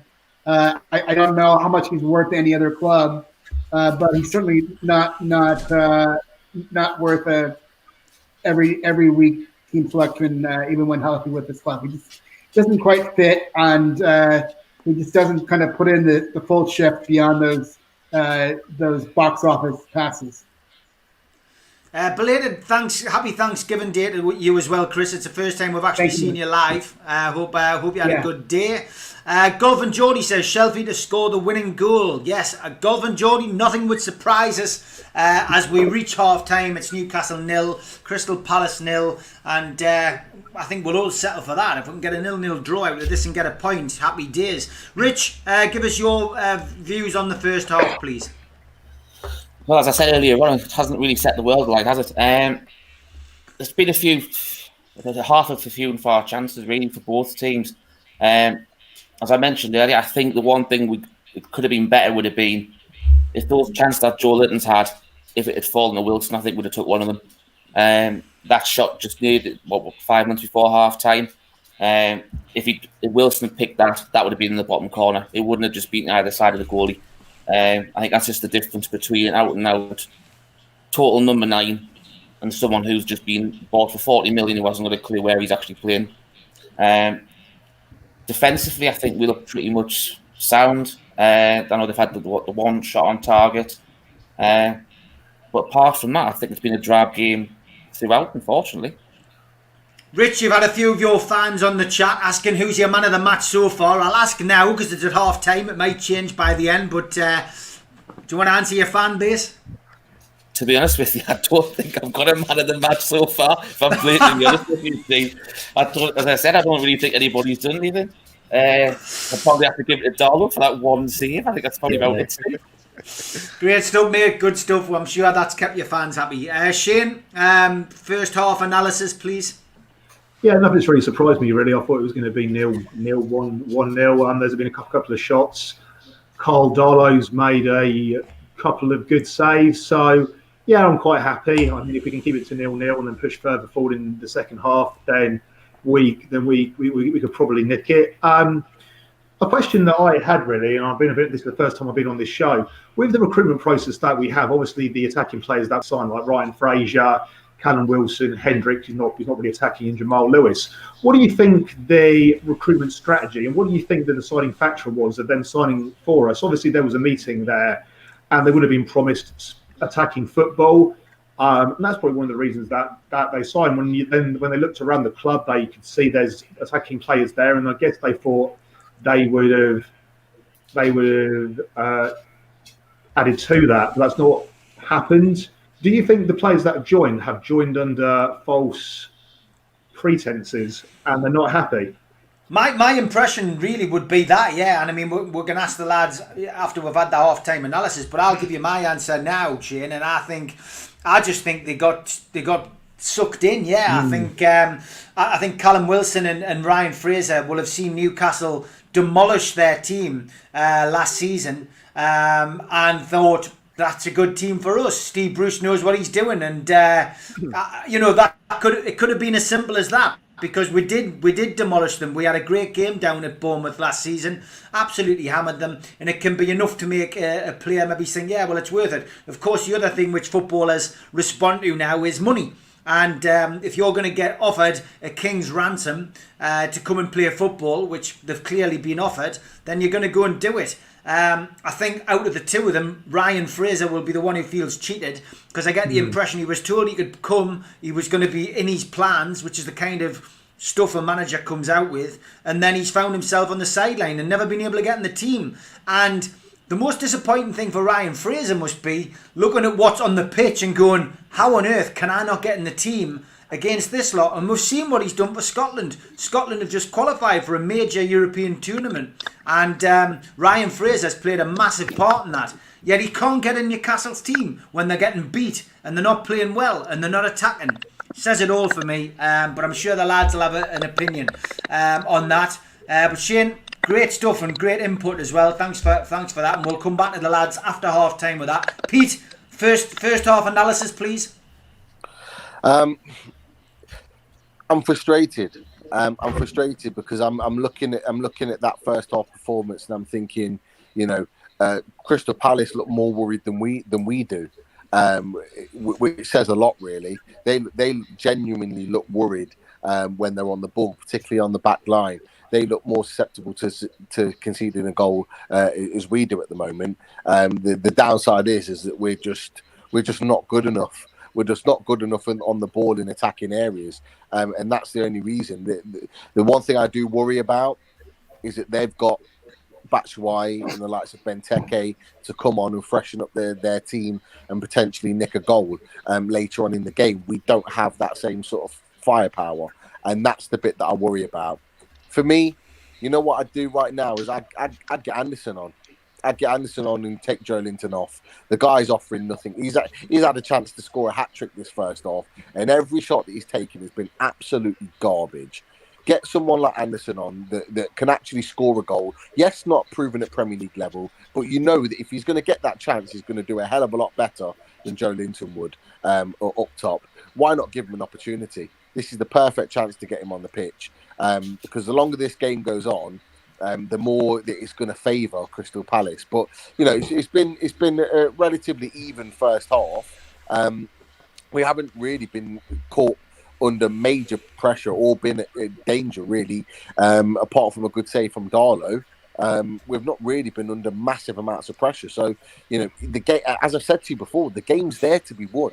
The game is there to be won. Palace are just as nervous and just as worried as we are. It's our opportunity to really impose ourselves on the game. Almiron hasn't played well. He's done a lot of running, but on the board he's been wasteful. He hasn't really given the ball to a player at times, giving the ball away really cheaply, and just looks really disinterested. So if that's the case, if you got a Matt Ritchie on the bench, bring him on, because the one thing that he'll give is a good quality of delivery, and that's what someone like Callum Wilson's screaming out for at the moment. So it's not the worst thing in the world, but as I say, the longer the game goes on, the more it's going to favour Palace. Yeah, Dave Cook asking why Fernandez refused the armband. I wish a journalist had asked about that. I didn't get an answer, and I'm pretty sure nobody else knows either. So it'd be interesting if somebody who actually reported on the Evening Chronicle or the wherever came back with an answer. It's a question I would like to have known, but maybe everybody missed it. Who knows? Albaleed, half-time analysis, please. Newcastle 0, Crystal Palace 0. Okay, it's looked like Steve Bruce's plan was to increase the good stats. He has a plan. Yeah, and I believe shot on target for us is more than previous whole 9 games, and Hooray! I hope Andre to answer us on worldwide show this concern. But the shots are very weak. It's look like the player forget how to shoot strongly. I don't know. Almiron trying his best to fill Saint Maximum position. I still believe Almiron should be go more forward. Wilson on the right wing. He must be in the box inside number 9 position. Wilton, like we are playing -1. If you put anyone, even if you put someone in the midfield, it's gonna be much better for us. Let's hope. We need a change. We're doing fine, but we need a change in Wilton position. Someone to make Almiron feel more free or less defense roles and be more forward, close to Wilson in the box. Okay, big shout out to newworkwear.com, who are our sponsors. They're sponsoring StreamYard. They're our specialists in the supply and branding of clothing for the workplace. And also a big shout out to qtechshop.co.uk, makers of pool tables and snooker tables and many other things, based in Wallsend and Newcastle. They also do our t-shirts, newcastlelegends.com. You can buy an NUFC Matters t-shirt. And they also do the mugs as well. So if anybody wants any of them, get yourself onto the tickets. There he is. He's got his mug there. Thanks, Daz, for that. And we're also doing things for the food bank. Don't forget. So if you want to buy a food bank calendar, they're selling quite fast. We're only doing 50 of these, $9.99 from newcastlelegends.com. All proceeds go to the food bank. And don't forget to bid on our t-shirt, NUFC Matters Lady Night t-shirt. If you follow me at Steve Wraith on Twitter, you can bid for that. And all the proceeds from that go to the food bank as well. Quick punt as well for We Are the Geordies, the football film. If you want to watch the Three Amigos show that we did at 5:30 today, we had Zara on, who made the film, and a couple of little trailers on there as well. Well worth a watch. Have a look and see what we did. But good stuff. Okay, half-time analysis. Next up is Daz. Yes, we started really well for the first 20 minutes or so. Then Crystal Palace seems to get into it a bit, and then it kind of just went flat. It's good to see us going attacking. I think he'll start it again with the same setup. And he does need to kind of look to change it, I'd say, as we go. Maybe they're taking off the likes of Joe Linton. He's got into the right positions, but as Aloid was saying, his shots are so weak. It's laughable, really, for a big man. But yeah, I'd look at bringing, as Pete was saying, the likes of Elliot Anderson, give him a run out. I've never seen him play, but I've heard so much good things about him. Or maybe bring on the likes of Murphy or something like that as well, just to kind of to give a bit of a spark or something. But I wouldn't be happy with the point here. I know everyone was negative, and I know Steve Hasty said predicted 3-0, but I wouldn't be happy with the point here. I want us to go for it, give it a go, roll the dice. This game can be here for the taking if we really want it. So that's what I think.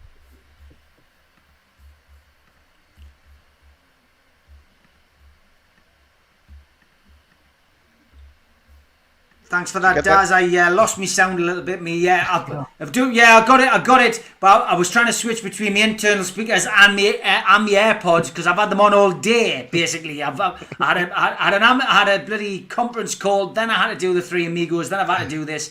AirPods only last so long. Chris, halftime analysis from you. I'll try to switch over again if I can. Okay. Well, first of all, Steve, with all that chat, I hope you get your tea. No, well, I might get it at 9 o'clock, I think, but it's going to be about it's 9 o'clock now. It's going to be about quarter to 10 by the time I get my bowl of paella, but I will get it. Thanks for your concern, though, Chris. Yeah. Anyway, so like some of the other lads, I would take Joe Linton straight off. I'd throw young Anderson out there. I'd give him a chance. I'd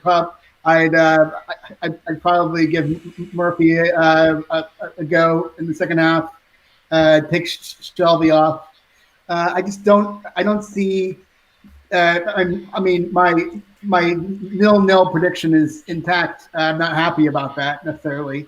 At least we haven't conceded, but we haven't really been that much of a threat in the final third as normal. I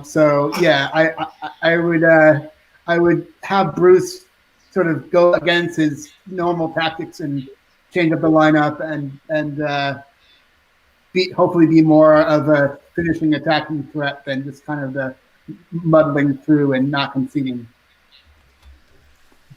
Okay, Jet says things sub Miggy off for Murphy or even Richie. Mike UI says that Longstaff keeps giving the ball away, but he's getting back and putting some good tackles in. He also says it's not a bad performance overall. It's not the worst that he's seen. Paul Gibson says ASM can give 10 grand to the food bank, at least since he's been signed a £20 million contract. Dr. Rockter saying, what has our passing been like? Well, are we using the ball better and pushing up the pitch? It's been more offensive. I think the possession shows that. The teams are back on the pitch now as we get ready to kick off for the second half. Second half predictions. Richie, have you changed your mind? Haven't seen the first half. Give us your second half prediction. I'll keep it simple. I think it's still going to be a tight one. I think it's going to be 1-0 either way. Hopefully to us. Okay, Shane. If we can have a shot on target the second half, I'll probably take that at the moment. Anything more than a couple of shots on target, I think it's been a win for us, to be honest with you. But no, I can't see much happening. 1-0 either way. But yeah, not much more than that. Okay, mate. Pete, second half prediction. I said 2-2 before the start of the game. There is no way that there's going to be 4 goals in this game. So I'm going to go with 1-1. But, I think it's critical that we get the first goal. It is. I think if they score first, we're going to crumble. So I'm going to go 1-1. Okay, Al-Walid, quick prediction. Still draw. Still a draw. 0-0 Okay, Daz. I'm not going to twist, Steve. I'm going to stick. I'll stick with my 1-0. I don't know where the goal's coming from, but 1-0 Newcastle. Okay, Katie says I've lost the plot. I don't think I've lost the plot. I'm just speaking sense. I've told you, once Joe Linton reached those 10 games, I'm not holding back, and I'm not holding back on anybody. Plus, I'm on the Prosecco, just like a lass. Chris, prediction? I got to be true to my word and be a man of stubborn consistency and say 0-0. 0-0. Okay, I'm still going for a Newcastle defeat here. I think it'll be 1-0 now to Palace. I still think it's going to be tight, but I think 1 goal wins it. I haven't watched the first half. I hope Newcastle get it, but I've got a feeling it's going to be Palace. But games kicked off. Donald Baines thinks it's going to be 1-0 as well. Almiron covers a lot of ground, but as the usual, clueless, says Paul Hill. Paul Foster says Chesley Street Mags, hi lads, playing better. 1-0 to NUFC, says Justin Nichols. Dan Heron says all good to see Wilson and Joe Linton to do the extra little bit training, but still convinced by Joe Linton. Pete loves the Blue Star top, says Dunno. Bordeaux, says Stu. And Frank Hughes says he would take the point. Thanks for all your comments. Keep them coming in. Please like the video, hit the thumbs up. Please give it a share as well. If you're a first-time visitor to the channel, please subscribe. That is free. Just click the subscribe button. If you want to make a donation, please click join as well. Especially if you're on a computer, you'll be able to see the join button. You can make a small donation that way as well. That would be great. So 48 minutes played. Crystal Palace 0, Newcastle United 0. Crystal Palace, it has to be said, made a better start in the second half. Shelvey tidies up, passes it back to Darlow, who boots the ball upfield. So, Rich, there's a lot of people commenting tonight. Again, just about formations and teams, etc. The Longstaffs have had a bit of criticism over the last few weeks. I think it's a bit harsh on Matty Longstaff. He can't get a game, but Sean Longstaff. It's not so long ago that Man United were willing to spend £20 million on him. We knocked that back. We've also had the Matty Longstaff saga, which seems to have lasted. It seemed to have dragged on as long as the takeover at one point. But again, a lot of people were hoping that he would stay. Now we can't even get in the team. So, what's your views on the Longstaff brothers, Rich? I think it's imperative we have a local part of the team, and I think the Longstaffs are both different sort of players, but I think they could probably play together. I think Longstaff has proved he can be that player. As I mentioned in that earlier comment, when him and Hayden played together under Rafa, he looked a player. So there's a player definitely in there. But I think the fact that we've got Bruce as a coach now, I think not just with Longstaff, I think with the whole team, you can see the full stop that it's not there. Okay, Shane, what's your take on the Longstaff brother situation? One's getting a game and not really, matching the standards that we're used to. Another one can't get a game. Yeah, I think Matty Longstaff has won for the future. I think with the contract negotiations, I think they went on for far too long. He wanted to stay, then didn't want to stay. I don't know if that's because of the manager. I don't know if that's the style of play of football we have. He was going to go to Udinese and then to Watford. And I do believe if Watford stayed up, he would have left. With Sean, he has played well. He's been in and out of the team. Against Bournemouth, I believe he played really, really well. It was a pity that he went off so early. And I think it was like halfway through the match, he went off and he was playing more of an attacking role then. Since he's come back into the team, he hasn't done much. He hasn't hit the heights as most of us expected him to. I think the offers that were coming in from Man United were about 50 million. I know some papers reported that. I don't know if you're a player, if that goes to your head at all. Are they good players? I think that they are decent players in there. I think it's good to keep your local lads in the team. But they're not doing much, are they? No, they're not. Pete, the Longstaff brothers, a lot of people think that we should be playing both of them together. Would you agree? And there is a bit of a conundrum around the two lads.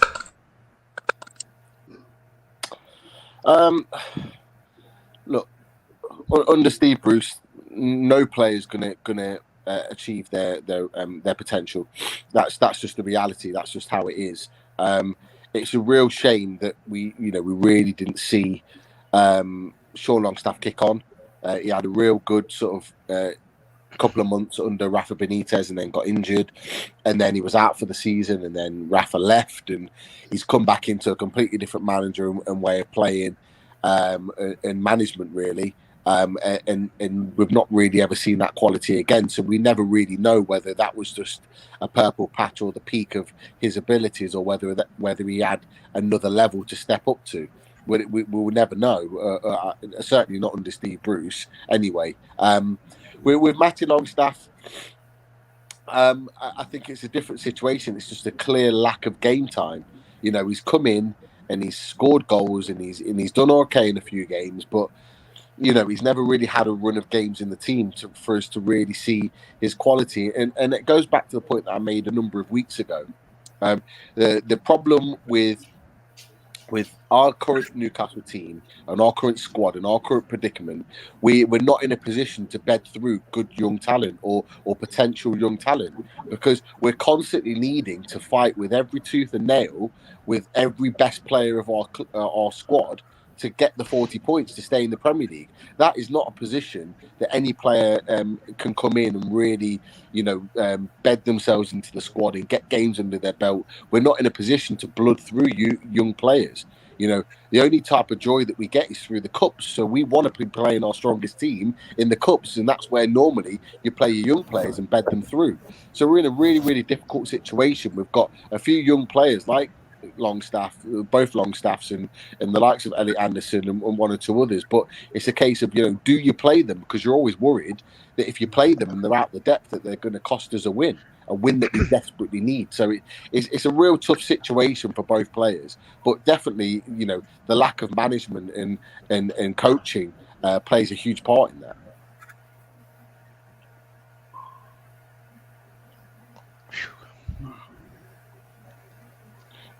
I would agree. It's a strange situation for us all. The two local lads, you'd like to see them both essentially in the team, but I think until we get a manager that knows what he's doing, I think we're always going to be in this situation. But it is strange. A lot of people seem to be having problems with Amazon. I'm okay. I've got to be honest with Amazon Prime. If you look at the top, it says for the best streaming experience, we recommend using Chrome or Edge. So I'm actually using Safari tonight on this, but it does say on a Mac it's best to use Chrome or Edge. So whether that has any problems or causing any issues for any of our regular watchers, I don't know.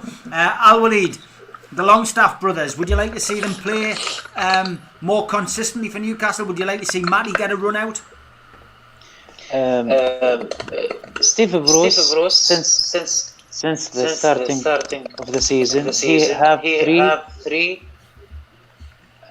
central midfielder.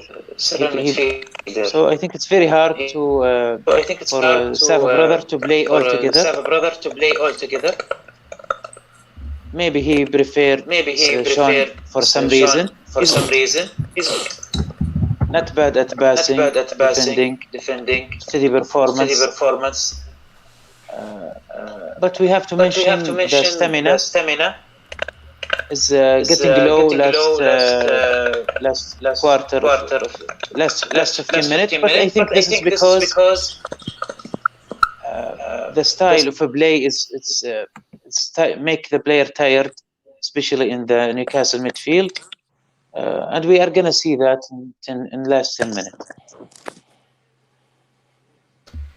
Okay, Daz, Longstaffs, where do you stand? No, I like both the Longstaffs.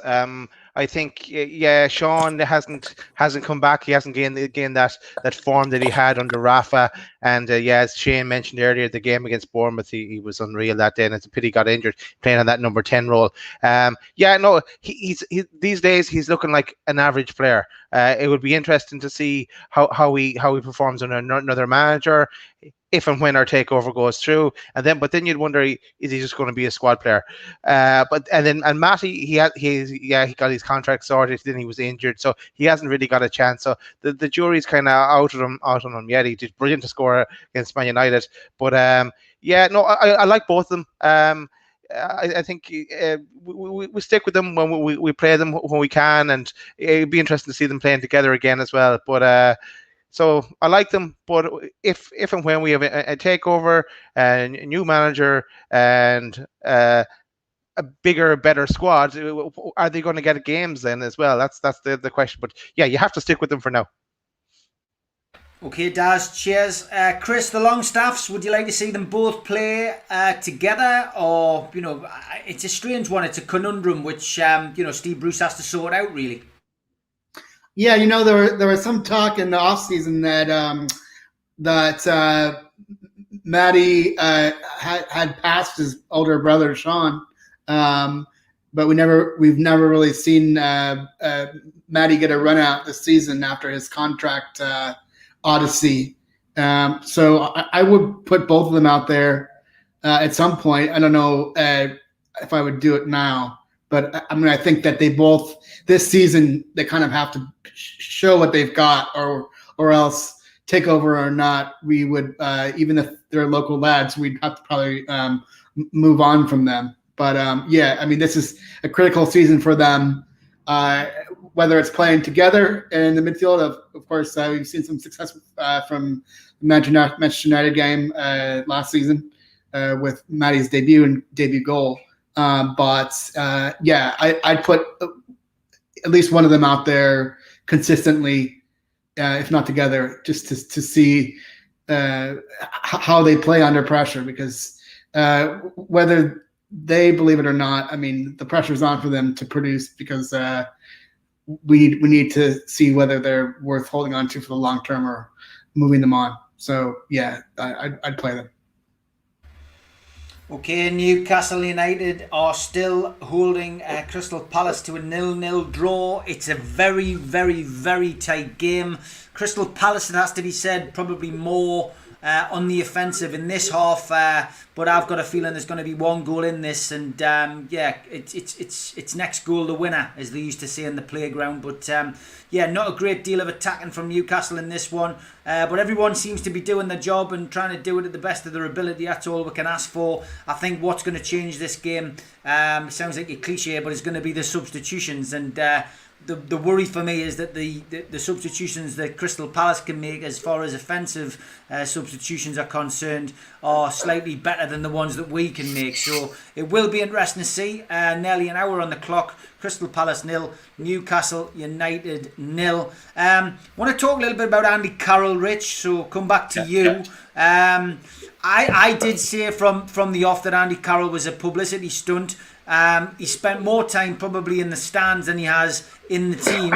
He's injured again, Rich. He still hasn't scored since he came back to the club. Is this the end of Andy Carroll, do you think?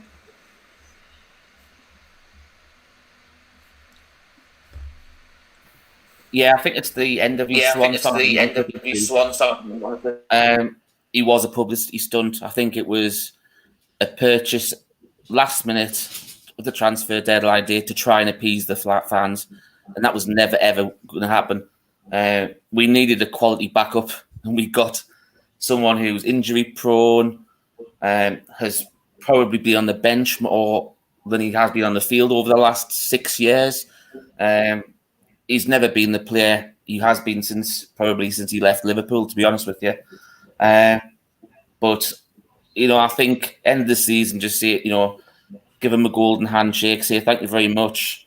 He seems to be doing quite well in that player liaison role with welcoming new players to the club and taking out and settling them in. Give him a role like that, in my opinion.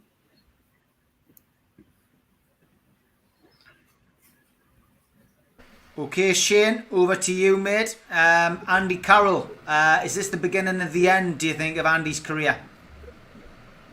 I think players coming back to the club for nostalgia is always a risky thing. I know when Rooney went back to Everton, didn't really work out. Klinsmann for Tottenham is the only one that went back and it worked out for. He hasn't done it really, and I think the case study behind that is the game against Newport. He was on from the start, I believe, and he did fuck all. If you can't do it against a League Two side in the Premier League, you've got no hope at all. I know he's on pay as you play. He's picking up about 20 grand a week. I don't know how that works. I don't know if he's fit, then he gets the full whack. But I can't see him starting ahead of anybody, really. If you're looking at playing the long ball from the back, then it could work. Put him in on for the last 5 minutes, it could work. I think he relies on his strength now more than his technical ability. He's not got the legs anymore. I think West Ham letting him go on a free tells you a lot. If you can't get into the West Ham team, and they were utter shite last season as well, that tells you a lot. The season before last. He's a bit of a journeyman now, and I think after he leaves us, I can't see another club picking him up, really. So, yeah. Okay, Paul Gibson says that Andy Carroll will be on Strictly Come Dancing next year. So I think that tells you everything that Paul needs to tell us about where he thinks Andy Carroll's career going. But Pete, I mean, it's not looking good. He's picking up injuries left, right, and centre. When he's playing, it's got to be honest, when there's a crowd in, he does make a big difference because people want to see him score, especially at St James's Park. They're cheering him when he comes on. It's given the crowd a bit of a lift, but he hasn't scored. And the whole point of the centre forward is scoring goals. It's just quite simple, really. He's just not a regular Premier League player anymore.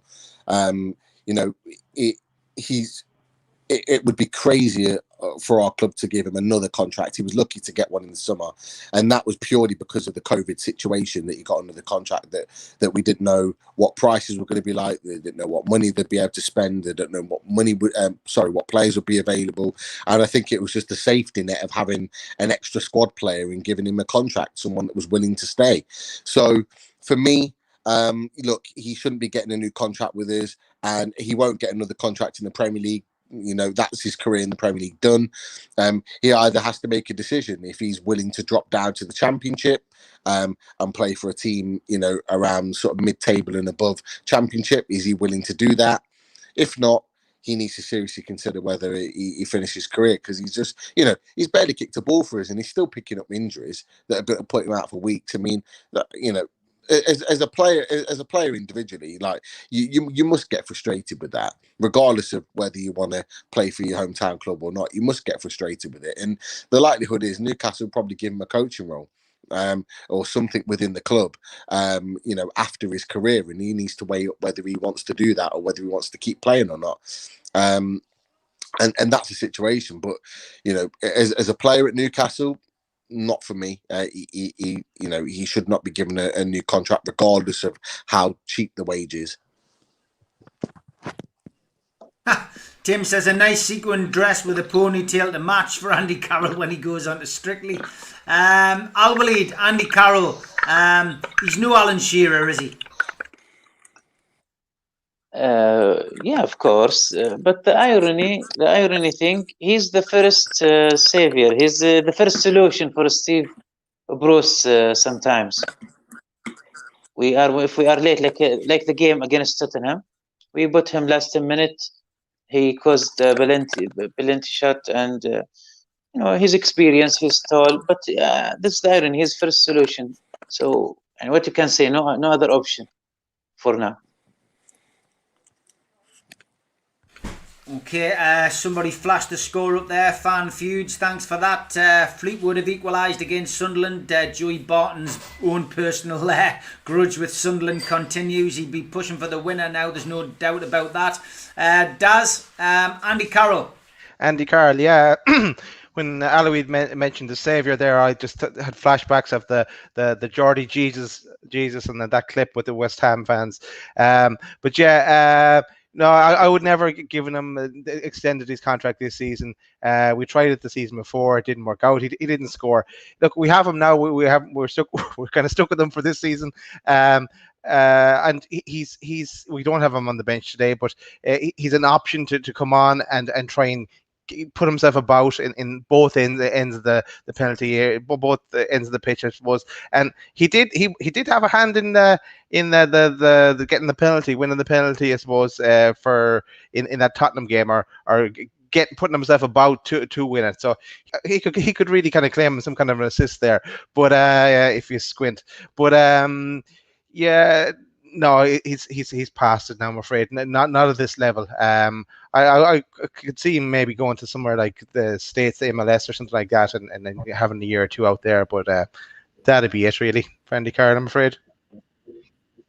Okay, Chris, your take on Andy Carroll as we enter the 66th minute. We've made a couple of substitutions. Andros Townsend is going off for Crystal Palace, and Ayew has also gone off for Crystal Palace. We've got Benteke on now, and it is Riedwald who's come on, Jairo Riedwald who's come on for Crystal Palace. So Palace definitely going to go for it at home. Hopefully going to get some kind of result, they're hoping. But Newcastle doing their best to stop. Callum Wilson with a chance there. Somebody did ask in the chat a little bit earlier how Callum Wilson's done. He's done as well as he can with a man with very little service. That's probably the best way to describe that. Yes, Chris, Andy Carroll. Yeah, so if Lads didn't mention the Geordie Jesus, I was going to say Geordie Jesus is more like Geordie Lazarus being dead and needed to be brought back from the dead. And I think that's what they tried to do last season with Andy Carroll, but he was mostly out injured and didn't really produce except for some assists.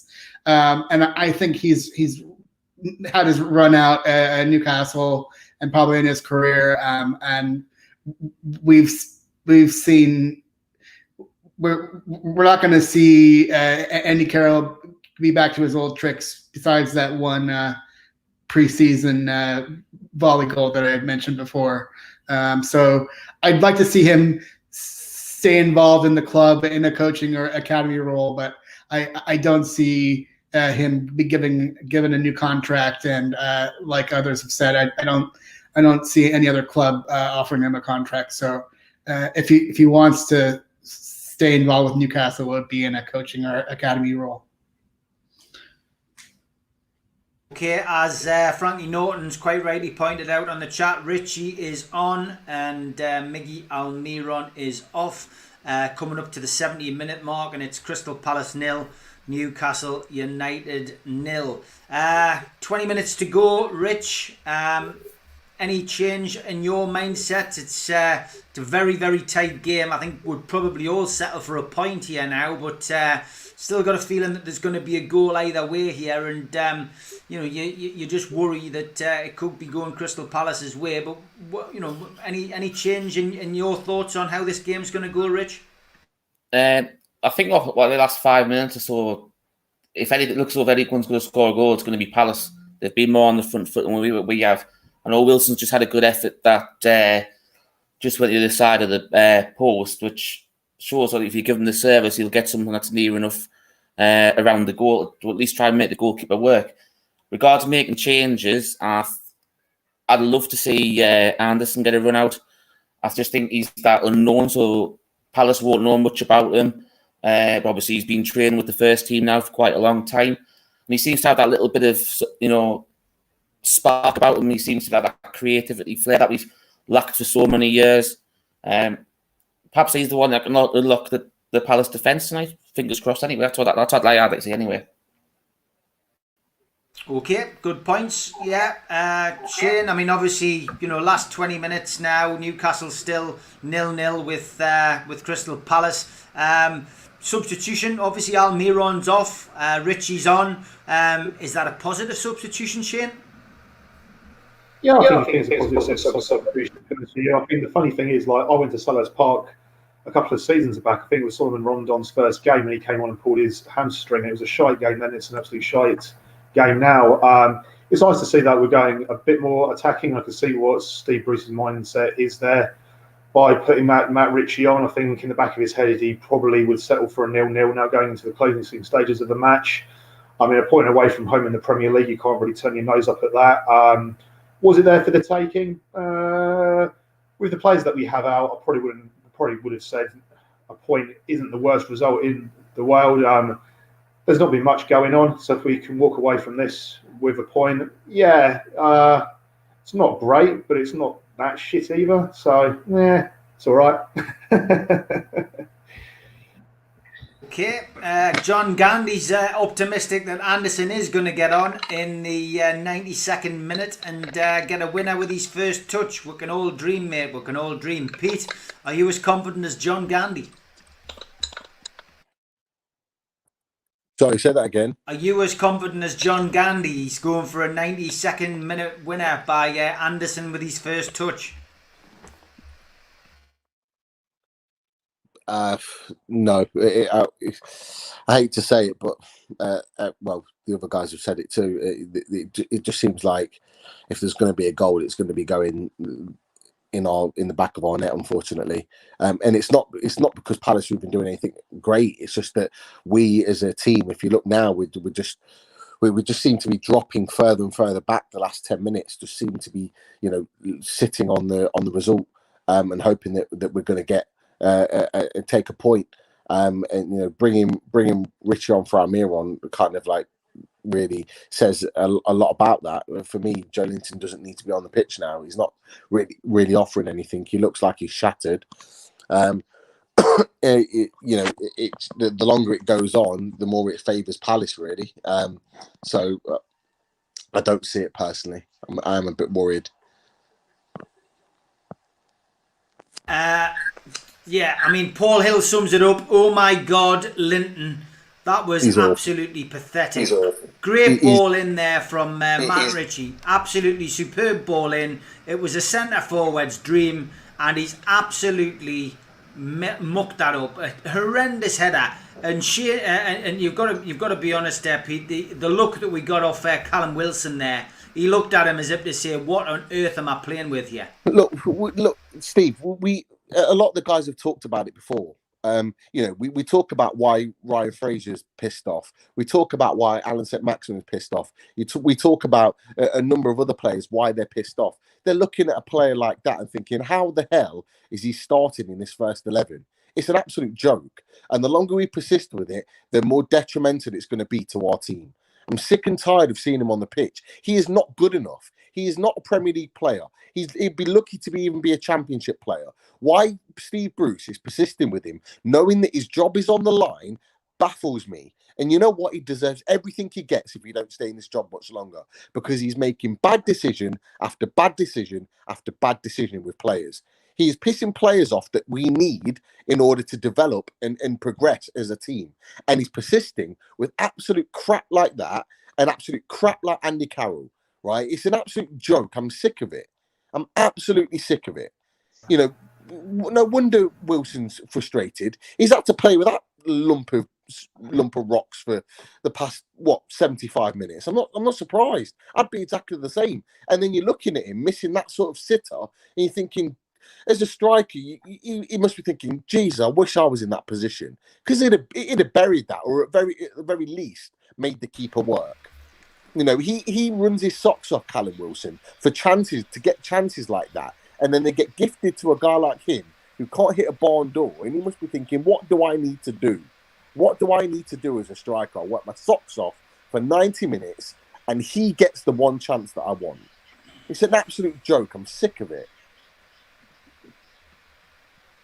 Yeah, I think you're joining me, mate, on the old Joe Linton comments, and not many people there disagreeing with us. It has to be said in the chat.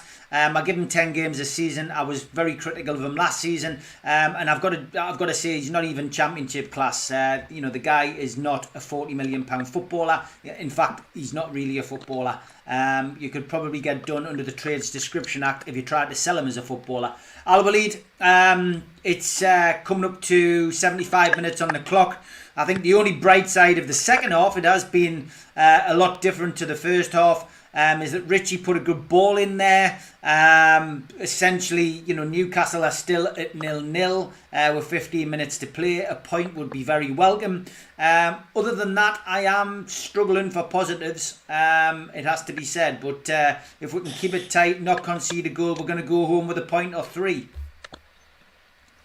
It's good to see Richie back. Very happy to see that. And I think this is not just the best crossover from Richie. I think that was the only one in the game. Wilton, I see every player have reason to play except him, and I can't see what is his input in the game. By all means, I hope the stamina will stick with us until the last minute. It's very dangerous. 10 minutes, anything could happen. I can see Crystal Palace, they are struggling as well. They have issues with their playing, and I hope if we get lucky and get a chance of stealing a goal by anyhow. Yeah, Al-Walid hoping that we're going to be thieving magpies, Daz, but it's not. It's not looking as if we've got anybody who can put the ball in the back of the net. We're certainly not giving the ball to our most creative striker, and the ball, unfortunately, tonight has fallen to Joe Linton 3 or 4 times, and we all know what he does. That's right, and we're just I'm ahead of you guys, and we're just after getting a free kick right in the centre of the goal. So you'll catch up with me in a minute. But you were looking for a positive earlier, Steve. The only positive I can say is that Crystal Palace brought on their prolific striker in Benteke, their version of Joe Linton. So I'm glad I didn't bring on Michy Batshuayi because I can't even say that right. But he's more prolific. So we'll see what happens with this free kick here now in 10 seconds or so. It was a great run forward, Daz, by Longstaff. It has to be said, very forward. It was, very attacking. Scott Dan took him out. Typical centre half, professional football challenge. Dangerous place to give away a free kick. But yeah, good forward running by Longstaff. Shelvey standing over it. Yeah, and Richie as well. Both of them there. Okay, we'll stay with you for the with you for the free kick, Martin, because you're ahead. Yeah, the wall is lined up. There's about 7 people in the wall. It's right in the center of the goal. You probably see where it is now. I think it's going to be Richie. Oh no! Straight into the keeper. He blasted it, but it was straight into the keeper. I might as well get this rattle and chuck this out the window. I don't think I'm ever going to need this ever again. That's the way I'm feeling at the moment. To be honest, I've just caught up with you. The free kick from Richie was hard. It wasn't a bad one, but it was straight at the keeper. Didn't trouble the keeper. Crystal Palace 0, Newcastle 0. 79 minutes on the clock. Yeah, but I mean, it's I'd be happy with a point. I've got to be honest. I expected Newcastle to get beat 1-0 here tonight, or 2-1. It was the original prediction, but I expected them to lose by a goal. But a point would be welcome, Daz. We don't want to jinx it, but a point would be welcome. Yeah, at this stage, yeah, you're thinking there's still a sub that to come on for us that could change it. But yeah, I suppose you could take the draw as well at this stage, because Crystal Palace are back into it more in this half. At this stage, you probably would settle for the point. I don't want to say it, but yeah, you probably would. Chris, the stats came up on the screen there. I'm not sure if you saw them. 10 shots on goal each. Newcastle 4 on target. Crystal Palace 2. Whether we like it or not, it's slightly more encouraging than previous games over the last few weeks.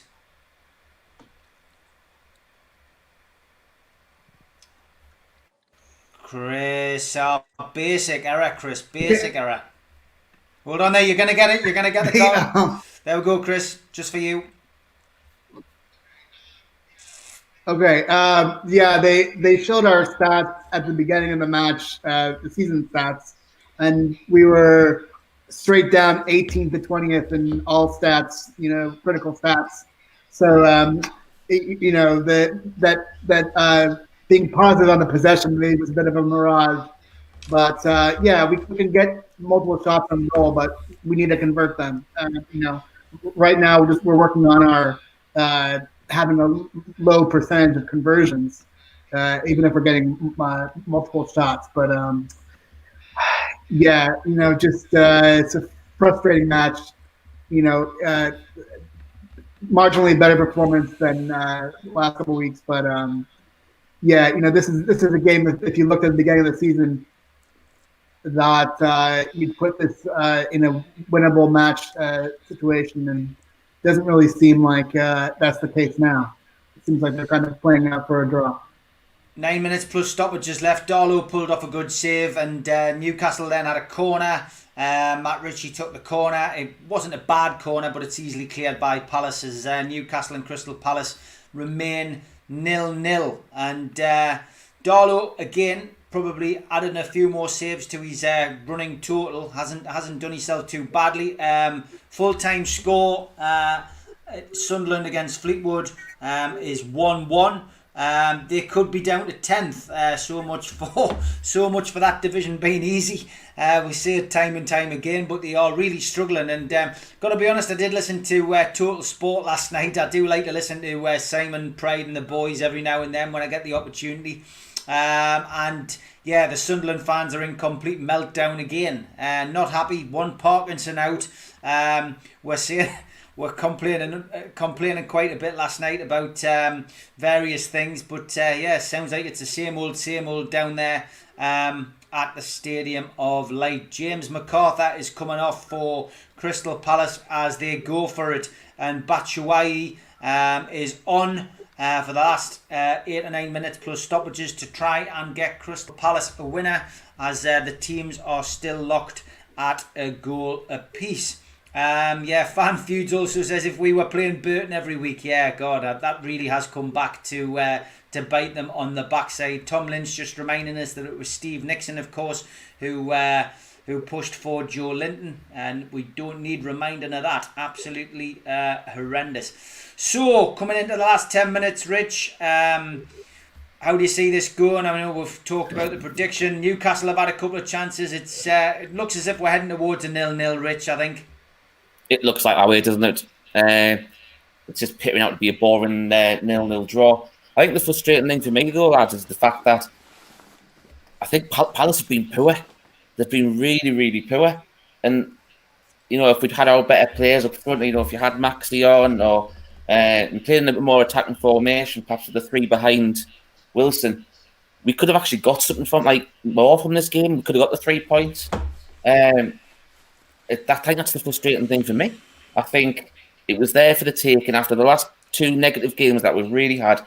We could have got a much needed 3 points. But it looks like it's going to be a drab 0-0 draw, point up the road. That's it.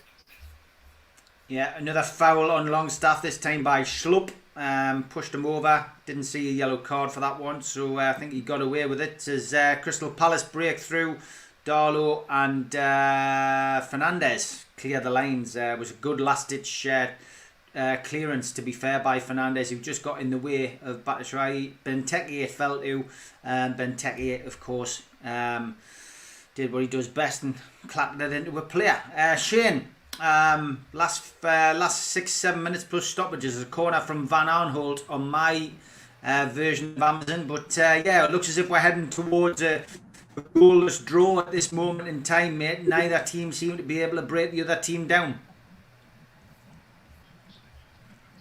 Yeah, absolutely. And just going back to the point about Joe Linton, I mean, this is going to come under a lot of criticism, really, but I feel sorry for the guy. It wasn't his fault that someone's paid. I think it was 20 million. I don't think the fee of 40 million is actually correct. I think it was 20 million, and then the other 20 was for wages. So if you want to count into that, then it is 40 million. At Hoffenheim, he played on the wing. What the scouting network was doing at Newcastle when we signed him, fuck knows. I think it was a Mike Ashley signing. Rafa didn't want him. And then Rafa left. Rafa didn't want him in the first place, really. It's not his fault he's shit. Well, I guess it is his fault he's shit. But, I mean, if Steve Bruce keeps picking him each week and his confidence is low, then it's not really his fault. I think as a manager, he shouldn't be anywhere near the squad. I think he should be developing. And I think if we had a decent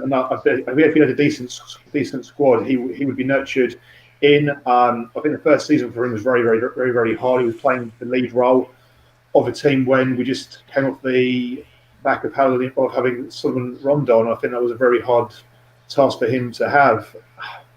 Is he going to make it as a football player playing for Newcastle now? No. Should he go on loan? Absolutely. But with the transfer fee that he cost for being a record signing, I don't think he's going to go on loan. I think we're stuck with him, and because he's a record signing, because we're stuck with him, we have to use him, which is unfortunate. Going back to your point, last 5 minutes of the game, not much has happened. Can't see much more happening, really. At the beginning of the game, I went for a 1-0 or a 2-1, but 0-0. It's away from home. It's on a Friday night, and it's pouring down with rain.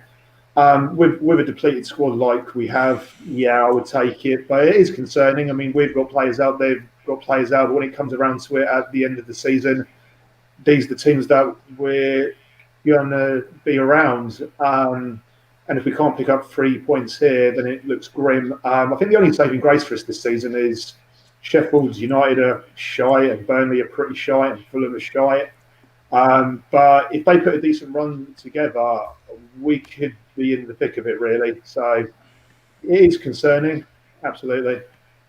Yeah, Palace really pushing the pressure on there. They've had two chances, and as people in the chat are saying, we are playing with fire here. Newcastle United holding on by the skin of their teeth at the moment, Pete, and just got that feeling there could be a sucker punch here. Yeah, it looks like it's only going one way right now. It looks like we are well and truly hanging on for a point. How many subs have come on? 1 or 2? We've still got a sub there to use at least, and we still haven't used it. It just, again, just poor decisions by Steve Bruce. Look, you've got Anderson ready to come on. his first time in the squad. Give him a few minutes. Why not? Joe Linton's done nothing. Absolutely nothing. 1-0. Oh, really? Get in there! Get in! Get in there! Get in there! Come on! Callum Wilson out of nothing, and the sucker punch comes not at Newcastle's end, comes at the other. Steve, I was just about to say, I told you we were going to score. I did warn you. We're always going to be within a goal. I told you.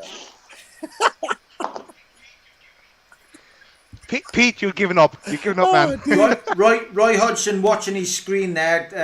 That's always the worry when you celebrate a goal. But I'm just checking the replay now. There's no offside at all. Wilson was a mile onside, and he got the ball after a good little bit of work in the midfield. Joe Linton actually trapped it with his neck, put a lovely ball through to Callum Wilson, who rolled it underneath the keeper's legs. No VAR check there needed. No handball. Nothing wrong with that goal whatsoever. Newcastle United 1-0 up. Steve Bruce, bruised face or not, puffs his cheeks out, claps his hands. One very happy and relieved Newcastle United manager, and probably sends the fan base into a bit of a meltdown because although you want to see the lads win, a lot of people not happy with Steve Bruce. But hey, if we can keep this now with a minute to go of normal time and then injury time to go, it'll be fantastic. Newcastle have really got to keep switched on. Goal again! Goal 2-0, Joe Linton! What do we know? Unbelievable! What an awful... By the way, lads, that is the worst goal I've ever seen in my life. Oh my God! What is going on right now? I think I've switched to the wrong channel or something here. This is a bit. This is very close to that Everton game where we had Lejeune scoring 2 goals out of nothing at the end, where unbelievable. But Joe Linton has just basically scored the biggest deflected goal you'll ever see. Completely, he ran through. The run was great. I'm just watching it back here.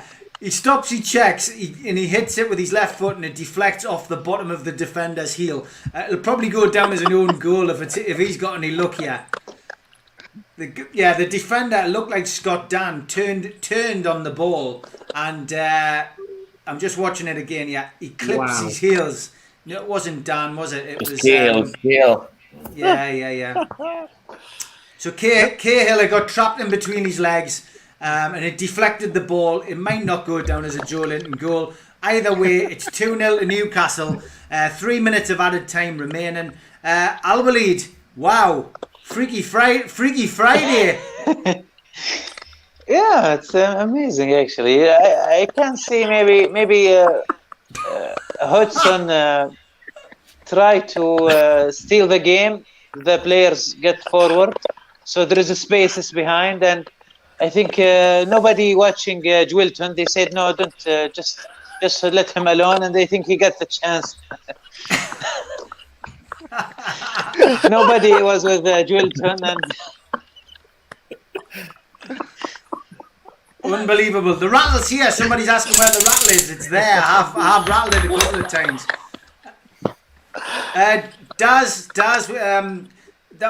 I'm lost for words, mate, and it's not very often I'm lost for words. And there's the most underused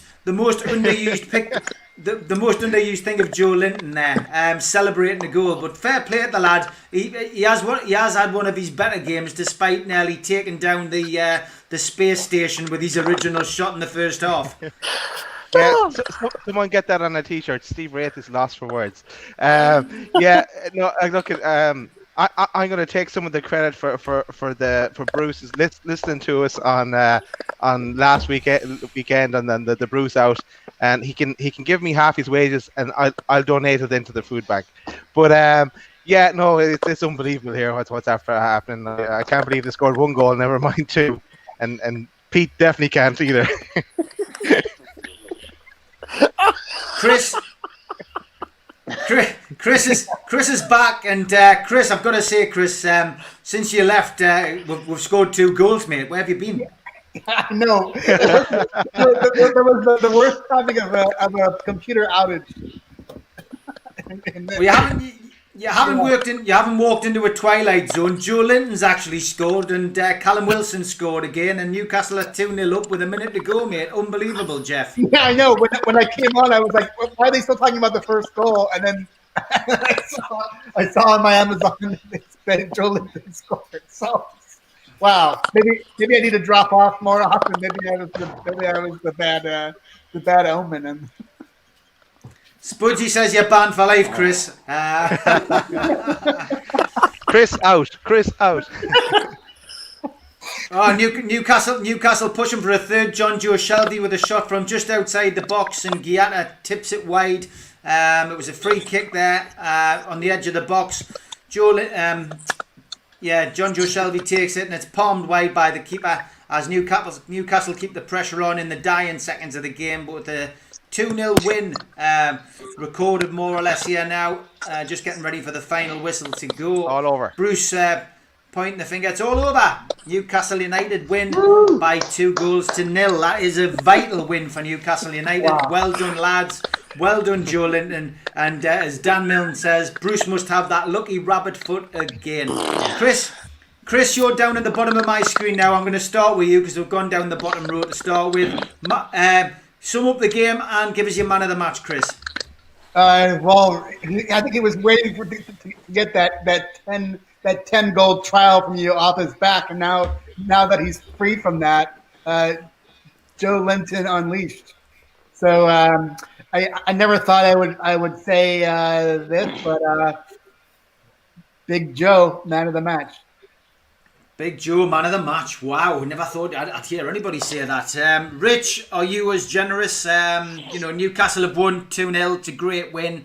I don't think any of us saw that coming. I think most of us expected a winner for Crystal Palace, if anything else, or at least a point. I was happy with a point, but I'm delighted with 3. You sum up the game, please, and give us your man of the match, Rich. I thought it would be 1-0 either way, and I thought, to be fair, once Wilson had that one chance, he actually striker's chance and took hold of it, I thought we would actually be the beneficials for the first time. Man of the match, I don't think you can give it to Joe Linton because he's had a deflected goal, but it's going to be a fantastic boost for his confidence going forward. He seems to Mickey's lost his smile, but Joe Linton's gained one all of a sudden. I don't know. There's nobody really stood out for us tonight, unfortunately. I think they've just plodded and plodded and plodded. I think now just say the team man of the match. They kept the clean sheet. They defended well. They've persevered. They've actually had more shots on target than what Palace did. So I'll say the team. I don't think there'd be one person that really stood out for us, to be fair. All right, Shane. What's your take on that tonight, mate? And your man of the match, please. Yeah, going back to the previous conversation about Carl Darlow, I think he kept us in the game. I think he made a few good saves, whether they were routine saves or not. They were still good saves, and it kept us in the game up to the 88th minute. 2-0 is a dangerous scoreline because it papers over the cracks. There was a lot not to like tonight. There was a lot to like. I mean, we were more offensive in the second half. We pushed a little bit. I think we rode our luck a little bit as well. Looking at the table now, we're up to 10th, and fuck. I mean, if you said to me at the beginning of the year we'd be in a quarterfinal of a cup and up to 10th coming into December, I'd have been like, nah, it's just not going to happen. But yeah, I mean, we did play well. We did ride our luck. It does paper over the crap somewhat, but that's what football's all about, really. So yeah. Very happy. Very happy man. Good stuff. Man of the match for you was Carl Darlow then, yeah? Yeah, that's right, yeah. Okay, Rich, who was yours? I didn't have one. You had the whole team. And we had Joe. Performance. Chris gave it to Joe Linton. Pete, what about you?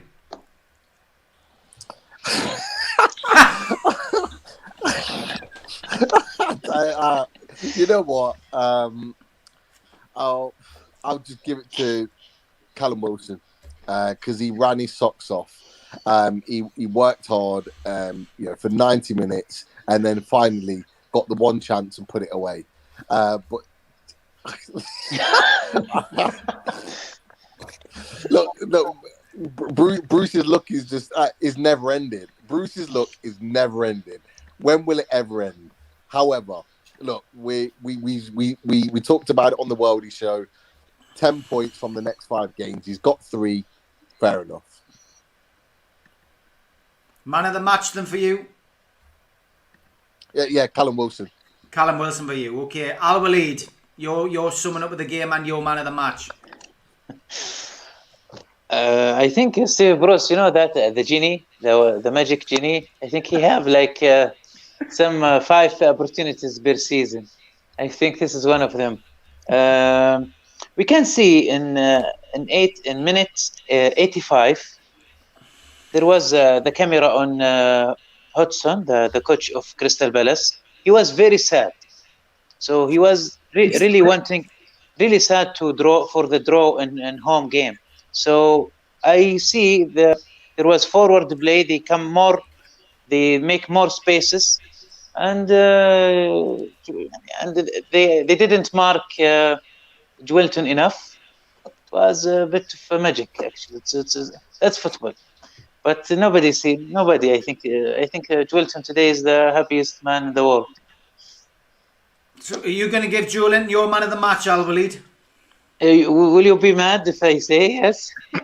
Of course not. Of course not. It's up to you, mate. Of course. So that puts Joelton on 2. Okay, Daz, go on, mate. Give us your take. Give us your take on the game, Daz, and your man of the match. Yeah. No, like it's a small step for man, I suppose. With Bruce, look, he got the first 3 points. I want him to get 10, and over the course of the 15 points that are on offer over the next 5 games. Look at it's great to see the smile back on Pete's face. Haven't seen it for a long time. And for man of the match, for me it was between Jarlo and Fernandez, and also Clark. Clark played well as well. Great to see him back. I'm going to go with Jarlo because if Jarlo wasn't there, it didn't put on in those saves, we wouldn't be talking about these goals, and we probably wouldn't have come back. So I'm going to give it to Jarlo. Yeah, I'm going to give it to Darlow as well. Unfortunately, for those who were expecting us to give it to Joelinton. Joelinton did better, though. He did do well. He looked as if he cared tonight. Got to say that he did make a difference tonight. John Joe Shelvey got a good cuddle off Steve Bruce as he was walking off, and again, wasn't a great game from Shelvey, but at times, he played the forward ball. He did create something. Richie coming on made a big difference as well tonight. Put some good balls in. He is still the best crosser of the ball at the club. But I agree. Darlow pulled off some more crucial saves. Again, man of the match for me tonight, lads. Been an absolute pleasure. Just want to congratulate Shane and Rich on a smashing debut, lads. Look forward to having you back on if you're up for it. And good to get. And Sunday, lads, we'll be doing the worldwide show around about 3:00. If you lads are up for it, Daz, Al Walid, Pete, Chris, I'll send you the links. I'm back tomorrow. I'm going to do something at 4:00 tomorrow. Been a while since we've had Mearnsy on, but Ian Mearns is going to come on. Plenty to talk about, as always, with Ian. And we are promoting the Phone a Friend campaign, as you all know. So please call a family member or a friend that you haven't spoken to for a while. Does make a big difference in these testing times. That's a campaign that we started off at the start of November, and we're going to push till the end of the month. Lads, been a pleasure. I'm off to get me tea. Been a long night. Take care. Speak to you soon. How are the lads? Good luck, lads.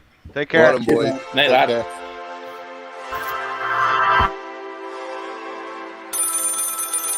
Mick Quinn here, and with another lockdown looming, you can understand why people are feeling down, a little bit depressed. Newcastle United fans, I'm backing Phone a Friend. So if you feel that way, pick up the phone, ring a mate, ring a family member, tell them how you feel. Get it off your chest and you'll feel a lot better. I'm backing Phone a Friend. I'm backing Phone a Friend. Hello everyone, I'm Stephen Caldwell and I'm backing Phone a Friend. What we've all got to do is stick together, family and friends. So if you're feeling a little bit low, a little bit not positive about the outcome of the day that's coming up, just pick up the phone, call one of your friends or family little 5-10 minute chat makes you feel that bit more positive.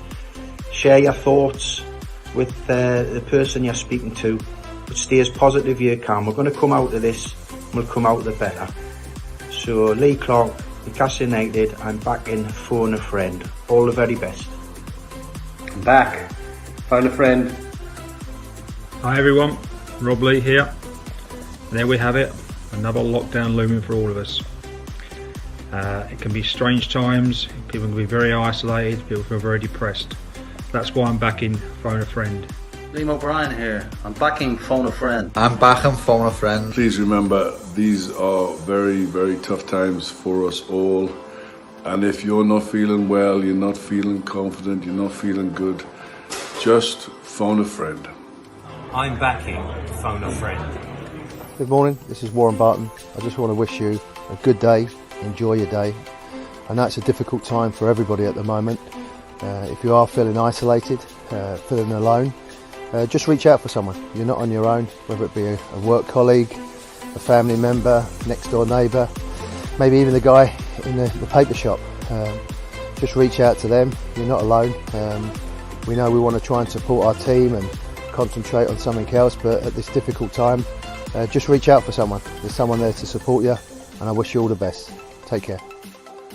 I'm back in Phone a Friend.